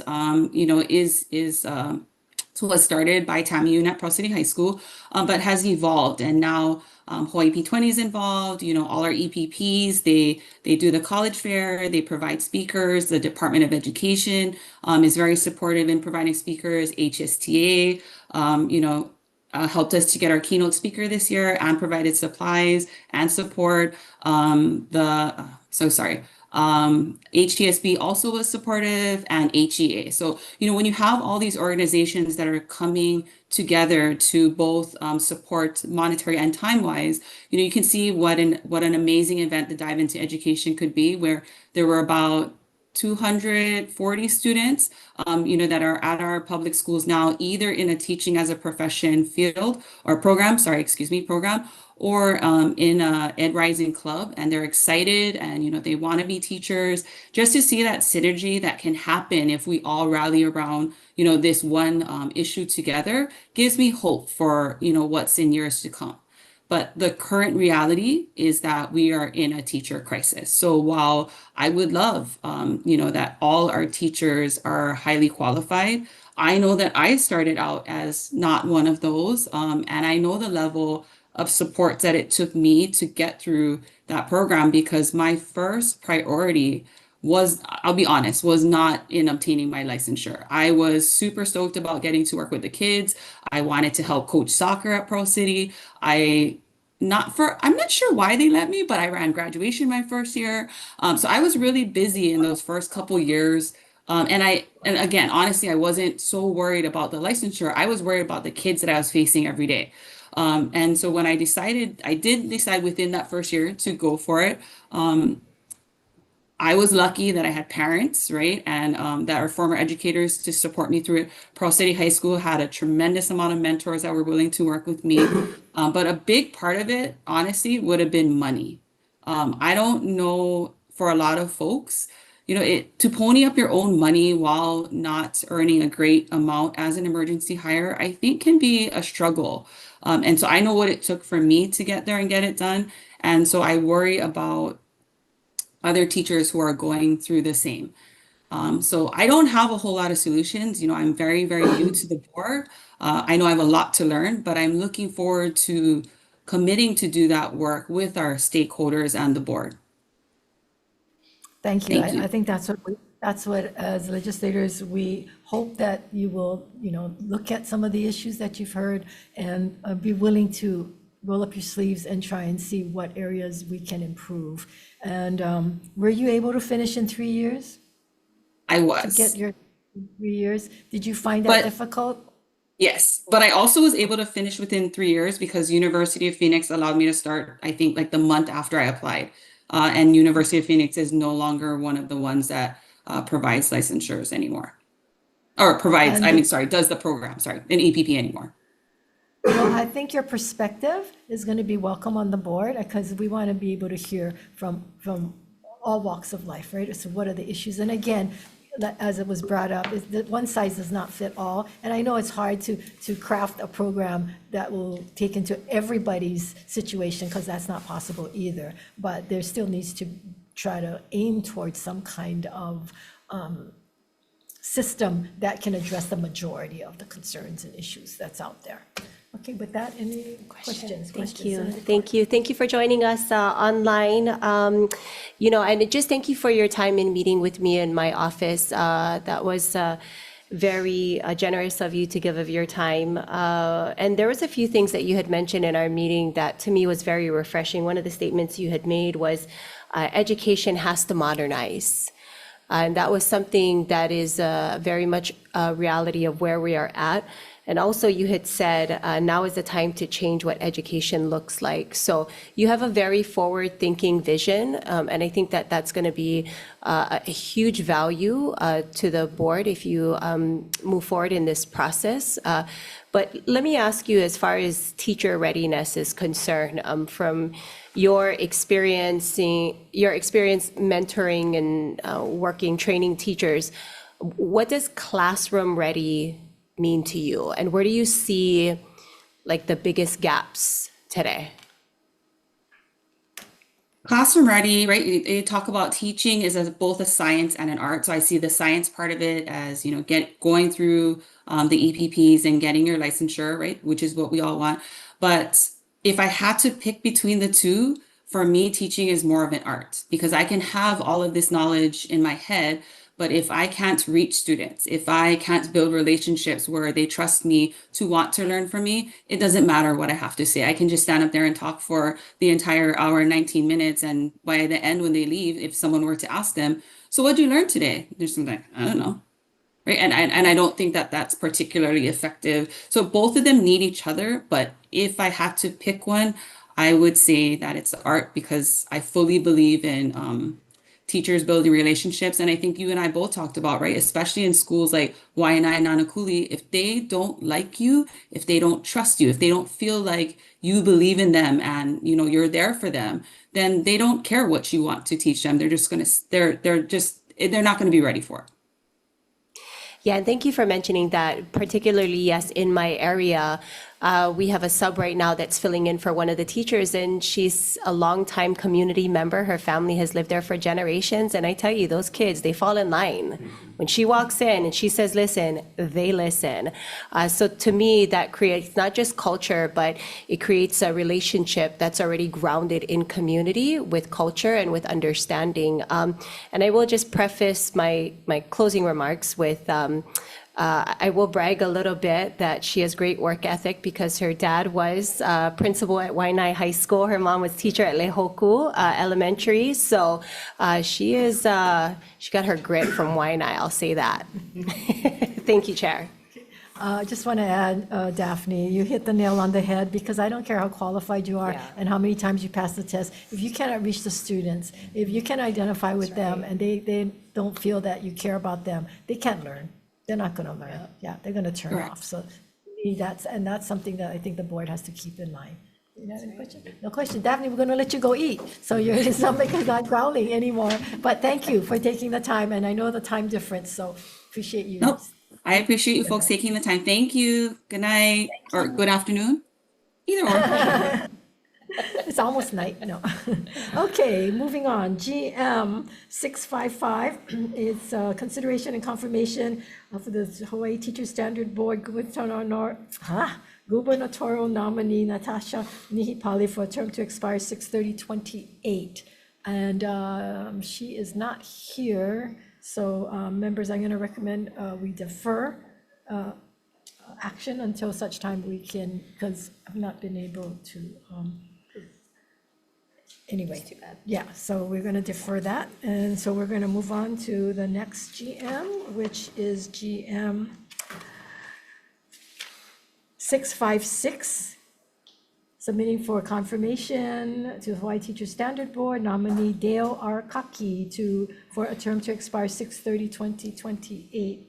And we have Keith Hayashi, who's not been present, in support. Anybody else wishing to testify on this measure? Hearing none. Arakaki, Mr. Arakaki, please. Dale? You've been waiting patiently, so thank you. And please, you're welcome to make opening remarks. Good afternoon, Chair and Vice Chair and board members here at the Senate. I'm humbled and blessed to have this opportunity to serve as on the Hawaii Teacher Standards Board. My background a little bit before I move forward. I grew up on the island of Maui, so I am a neighbor islander that understand neighbor island things. I started my career out in Waianae, 14 years at Kamaili Elementary. So I understand, I was a teacher there, the population there and how hard it is to fill the positions. I was there as a vice principal, served for about 4 years or so. Moved on to Waipahu Elementary, and for 7 years as a vice principal. And then given the opportunity to serve at Po'o Elementary for 10 years. And then unfortunate circumstances allowed me to serve now middle school at Konakoa. All of these has prepared me. I have a wide range of experiences, understanding the teacher shortage, understanding the process, understanding the collaboration that you folks are looking for. Everywhere I went, there are 3 things: trust, transparency, and grit. It's followed me in everything that I've done, from my father and my mom to the trainings that I provided out at Waianae, Waipahu, and Po'o, and now at Konakoa. So that building that relationship is the key. Taking over Konakoa from the sudden passing of Principal Victor, that showed how much relationships really is important. And it is one of my priorities wherever I go and whatever I serve in, is building that relationship. Teaching here in Hawaii takes a special person to understand the culture, to understand the ethnicities. And so just the avenue and the journey that it took me to become a principal was one that it wasn't very easy. It took many tries to become a principal, and it is sometimes the right fit for the job, for the area. So not all the time, you can have all the credentials you want, but if you're not the right fit, things cannot work. So as a principal, you look for that talent, you look for that fit, and as being a board member here, that's something that I would like to make sure that it is there.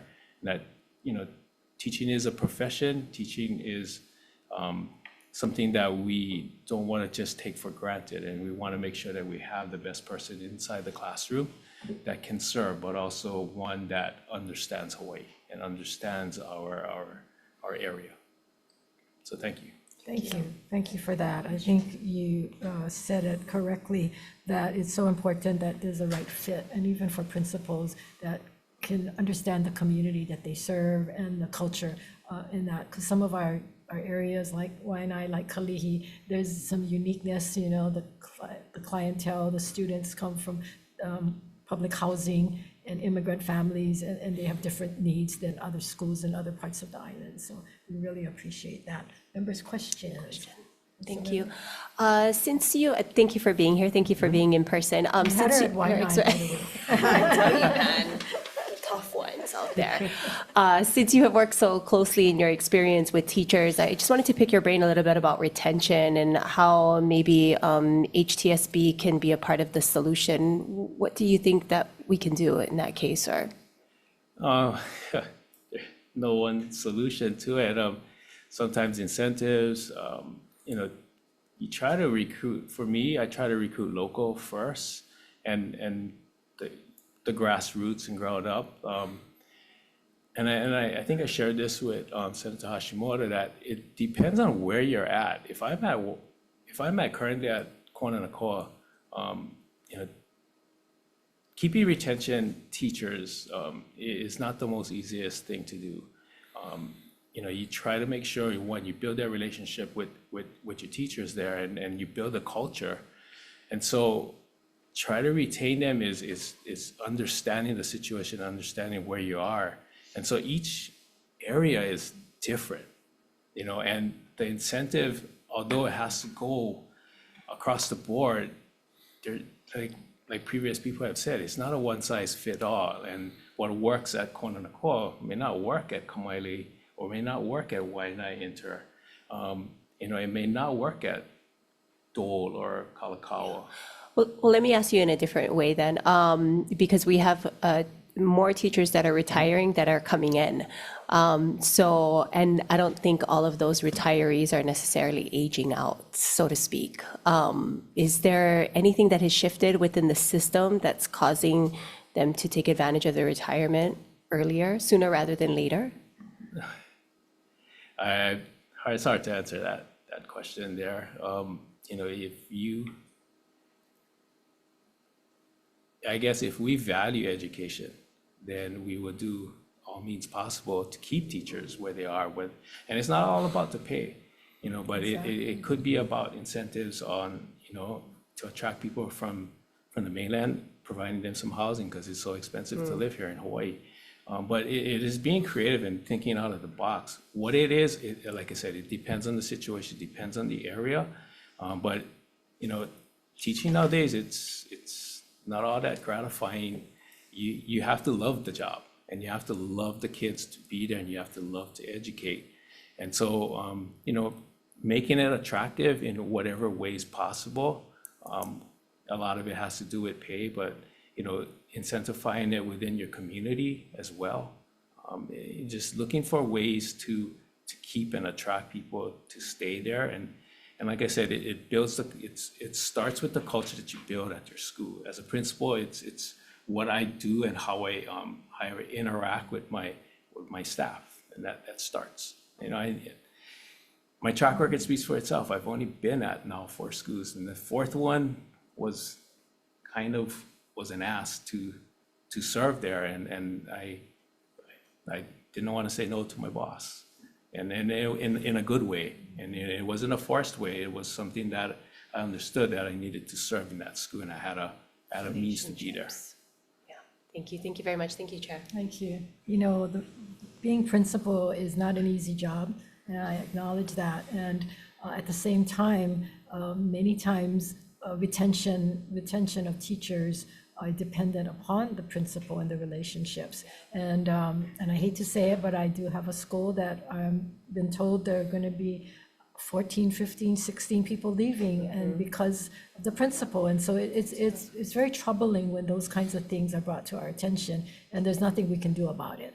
And we try, we introduce measures, but unfortunately, those things are very difficult. So we really appreciate the work that you've been doing. I'm fortunate that majority of the principals in my district are excellent, and we appreciate, the work that you folks do in making sure that we have teachers in the classroom that can understand and reach out to the kids, and not necessarily the most qualified, but certainly in the eyes of the students, because they can relate to them, are very qualified. So with that, any questions? I guess you've been, thank you for sitting with us, but you've been able to hear everyone else's answers, so you have the benefit of that. I guess from your perspective, what is the policy direction we go from here, right? I think I asked the same thing of one of the previous candidates as the legislature starting to step in, right? We don't necessarily need to step in, but I think we're being arbiter. What's your feeling of where things need to go from here, and what's the role that HTSB needs to play? I kind of wrote down here, I see it as taking the strengths of everyone involved, whether the legislature have to be involved or not. It's not so much that, it's more, how do we leverage, at Kononako, in any school that I'm at, I leverage the strengths of people. And that's how, I don't look at it as, oh, you have this weakness, or you can't serve here, you can't serve there. You start with the strengths, right? And so the strengths of the legislature, the strengths of the HTSB, the strengths of the DOE, and collaboratively use those strengths to our advantage. And perhaps then you can find the incentives that will keep teachers. You can find the pathways that prospective teachers can be educated. Yeah, and we all know there's no one size fits all, but it's super hard to adapt to every situation that you have. and you have policies that you have to set forth in order to make sure you have some consistency. So I look at it as utilizing the strengths of all the stakeholders and come together collaboratively for the better of the good. Okay, thank you, Chair. Thank you. You know, that's so important. Sometimes though, collaboration, no matter what you do, ends up not happening. And so sometimes you've got to pass laws or rules or bills to make it happen. So, but thank you so much for your patience and for your willingness to serve. Thank you. Okay, and finally, we have GM 757. I guess we keep the best for last. Support. We appreciate your patience here. Submitting for consideration and confirmation Hawaii Teacher Standard Board gubernatorial nominee Logan Okita for a term to expire 6/30/2029.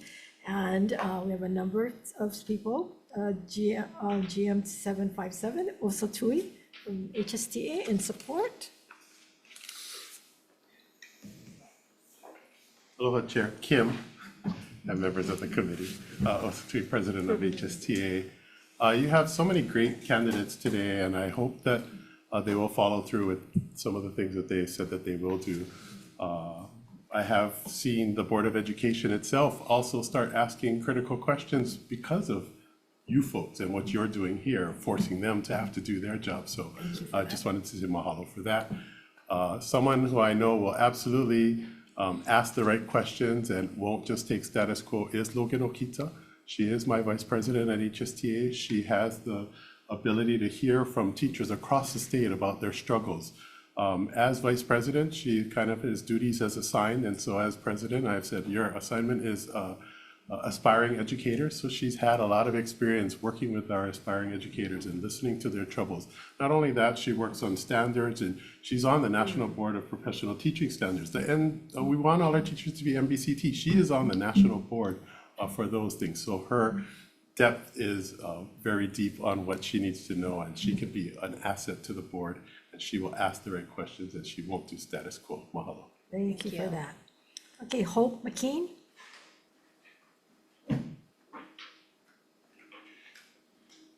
Mahanui, Chair, Vice Chair, and committee members. I stand in strong support of Logan Okita. Not only does she have all the things that Osa previously said, but she really truly cares about our profession and like uplifting our profession and making sure that we don't continuously put up barriers that hinder people, but rather listen to their situations, because she gets to hear from teachers across the state. And she's built a network where if she needs an answer, she can go get it, and she will. Her due diligence and her ability to not just check a box, but make sure that her decisions are informed. I have witnessed that she always asks the questions and doesn't just take an answer from one person, but gets, ask 5 people, divide by 2, and then that's your answer, right? But I really, truly believe that she will be a great asset to HTSB. Thank you. Karen Ginoza, in support person. That's a name from the past. Welcome. It's been, I think, 23 years since I've appeared before. I know. That's how long I've been retired. We're happy to have you.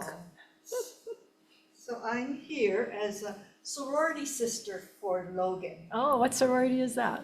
Alpha Delta Kappa. Oh. It's an honorary society for women educators. Wonderful. And so she's part of our chapter, and she's asked me to testify on her work as our treasurer. Now, she has done 6 years as our treasurer for our chapter. I survived 2. So that tells you of her tenacity. She has been very good in keeping our books in line.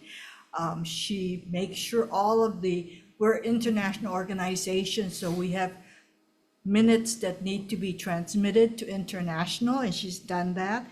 And she responds to our teachers, our members' concerns. She makes sure we pay our dues on time. So I'm really glad to recommend her for this position. Besides that, she's also part of the national board. And if you know, trying to be an active teacher, trying to be an HSTA officer and serving in the academic position really makes her qualified for this position. Karen, thank you so much for waiting and being patient to be at the very end. If I'd known that, maybe we would have moved that up a little bit. No, so you don't it's have to been a wait. long time since But I've been here. You look wonderful and sharp as ever. Thank you. But I also have 20 years coaching Special Olympics. So you know my true love, that's where I've been spending my time with the kids. Very good. Well, thank you. Appreciate you being here. Okay, Corey Allen in support. Wendy Akioka in support. Let's see, and that's all. Anyone else wishing to testify on this nominee? Welcome, Logan. Not always easy to be the last one, so thank you for your patience. Thank you. Please. Thank you, open remarks. Senators, for having me. Thank you for the conversations we've had leading up to this and for your continued questions to make sure that what we're providing the students in Hawaii is ultimately the best. 20 years ago this month, I was hired as an emergency hire. Freshly home from college, I didn't think I'd get a job in the middle of the semester. I was told, oh, you won't hear until July. And so I thought I was gonna just hang out and be with my friends who had gone to UH and didn't have a huge class load and get to play, but got a call and got hired at Fern Elementary. I filled a position that was created because the long-term sub wasn't working out, and the teacher decided she wanted to extend her maternity leave until the end of the school year. Fortunately, I was under the mentorship of the district's pro. He was filling in as the temporary principal. And so he told me exactly what I needed to do from that point of being hired until the end of the school year so that I could be in line to get my license and become a probationary teacher at the beginning of the year.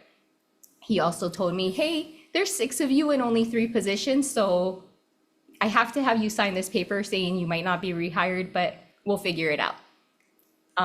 Thankfully, I had just sat through Oregon's version of the praxis exams, and so sitting through the praxis was not as difficult as in my head it was going to be, and I was able to become fully licensed by the end of the summer.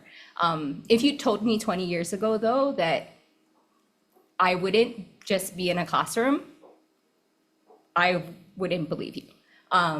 But I've learned that the best way to advocate for students is to be a leader and to advocate for my colleagues, to push boundaries and to ask the hard questions.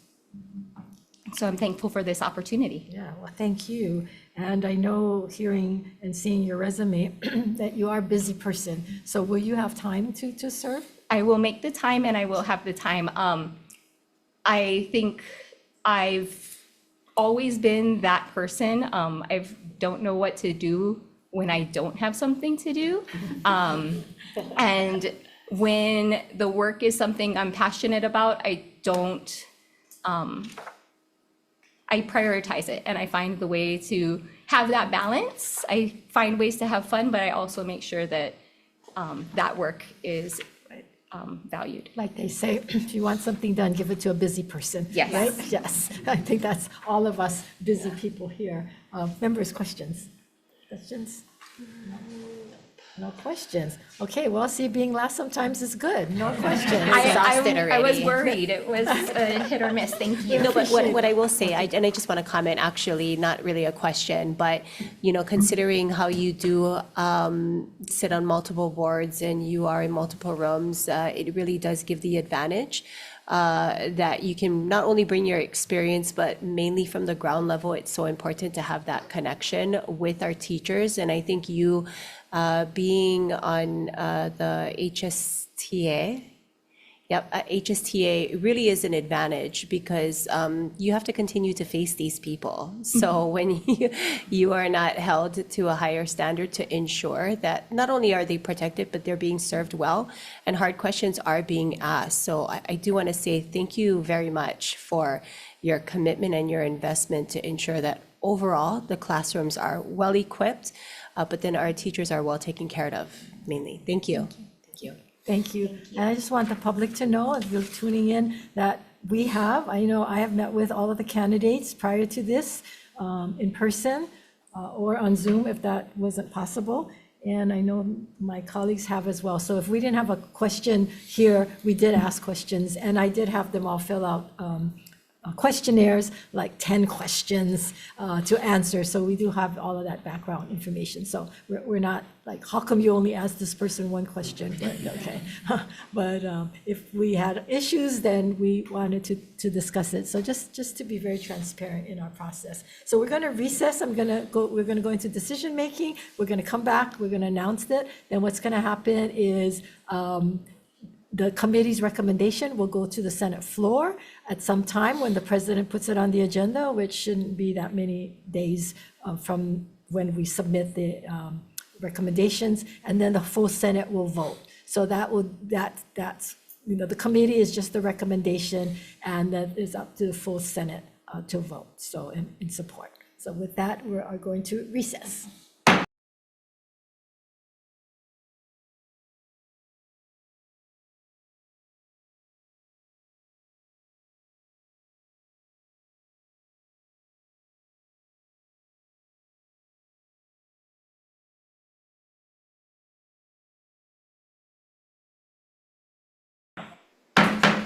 Call back to order the Committee on Education. We are in decision making.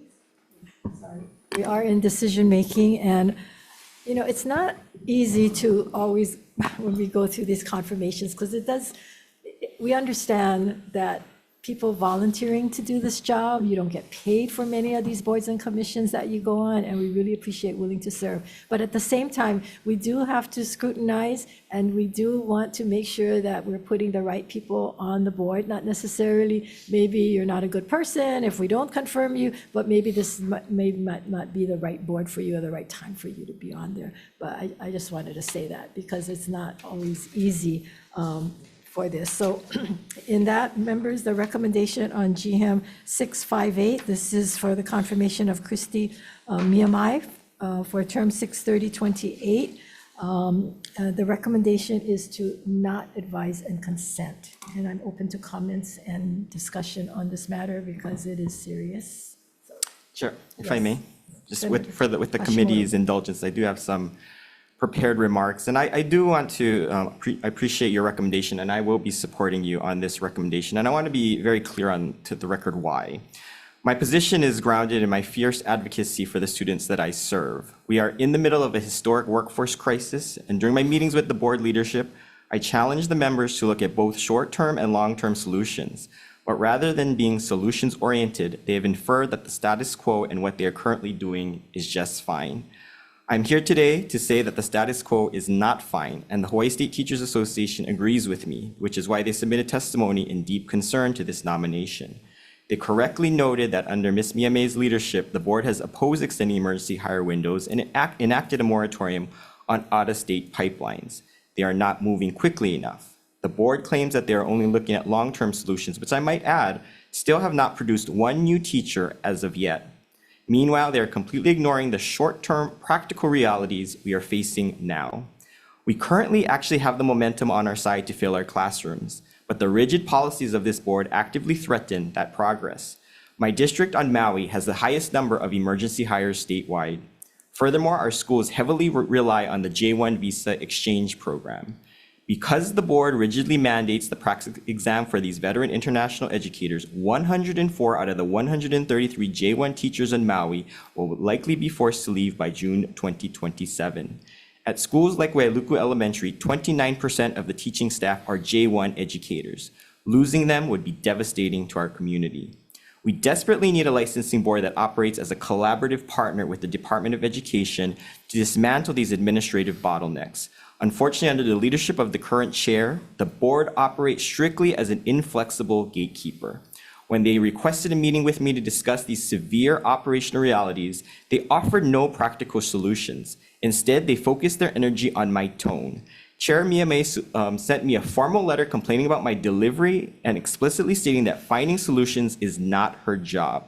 She wrote, and I did say this before, but I'll put this again in the record. She wrote, putting us on the spot to produce counter proposal for filling the teacher shortage was inappropriate. She added, that responsibility belongs to the Department of Education, not the HTSB. In her questionnaire submitted for today, she wrote that suspending standards is postponing accountability.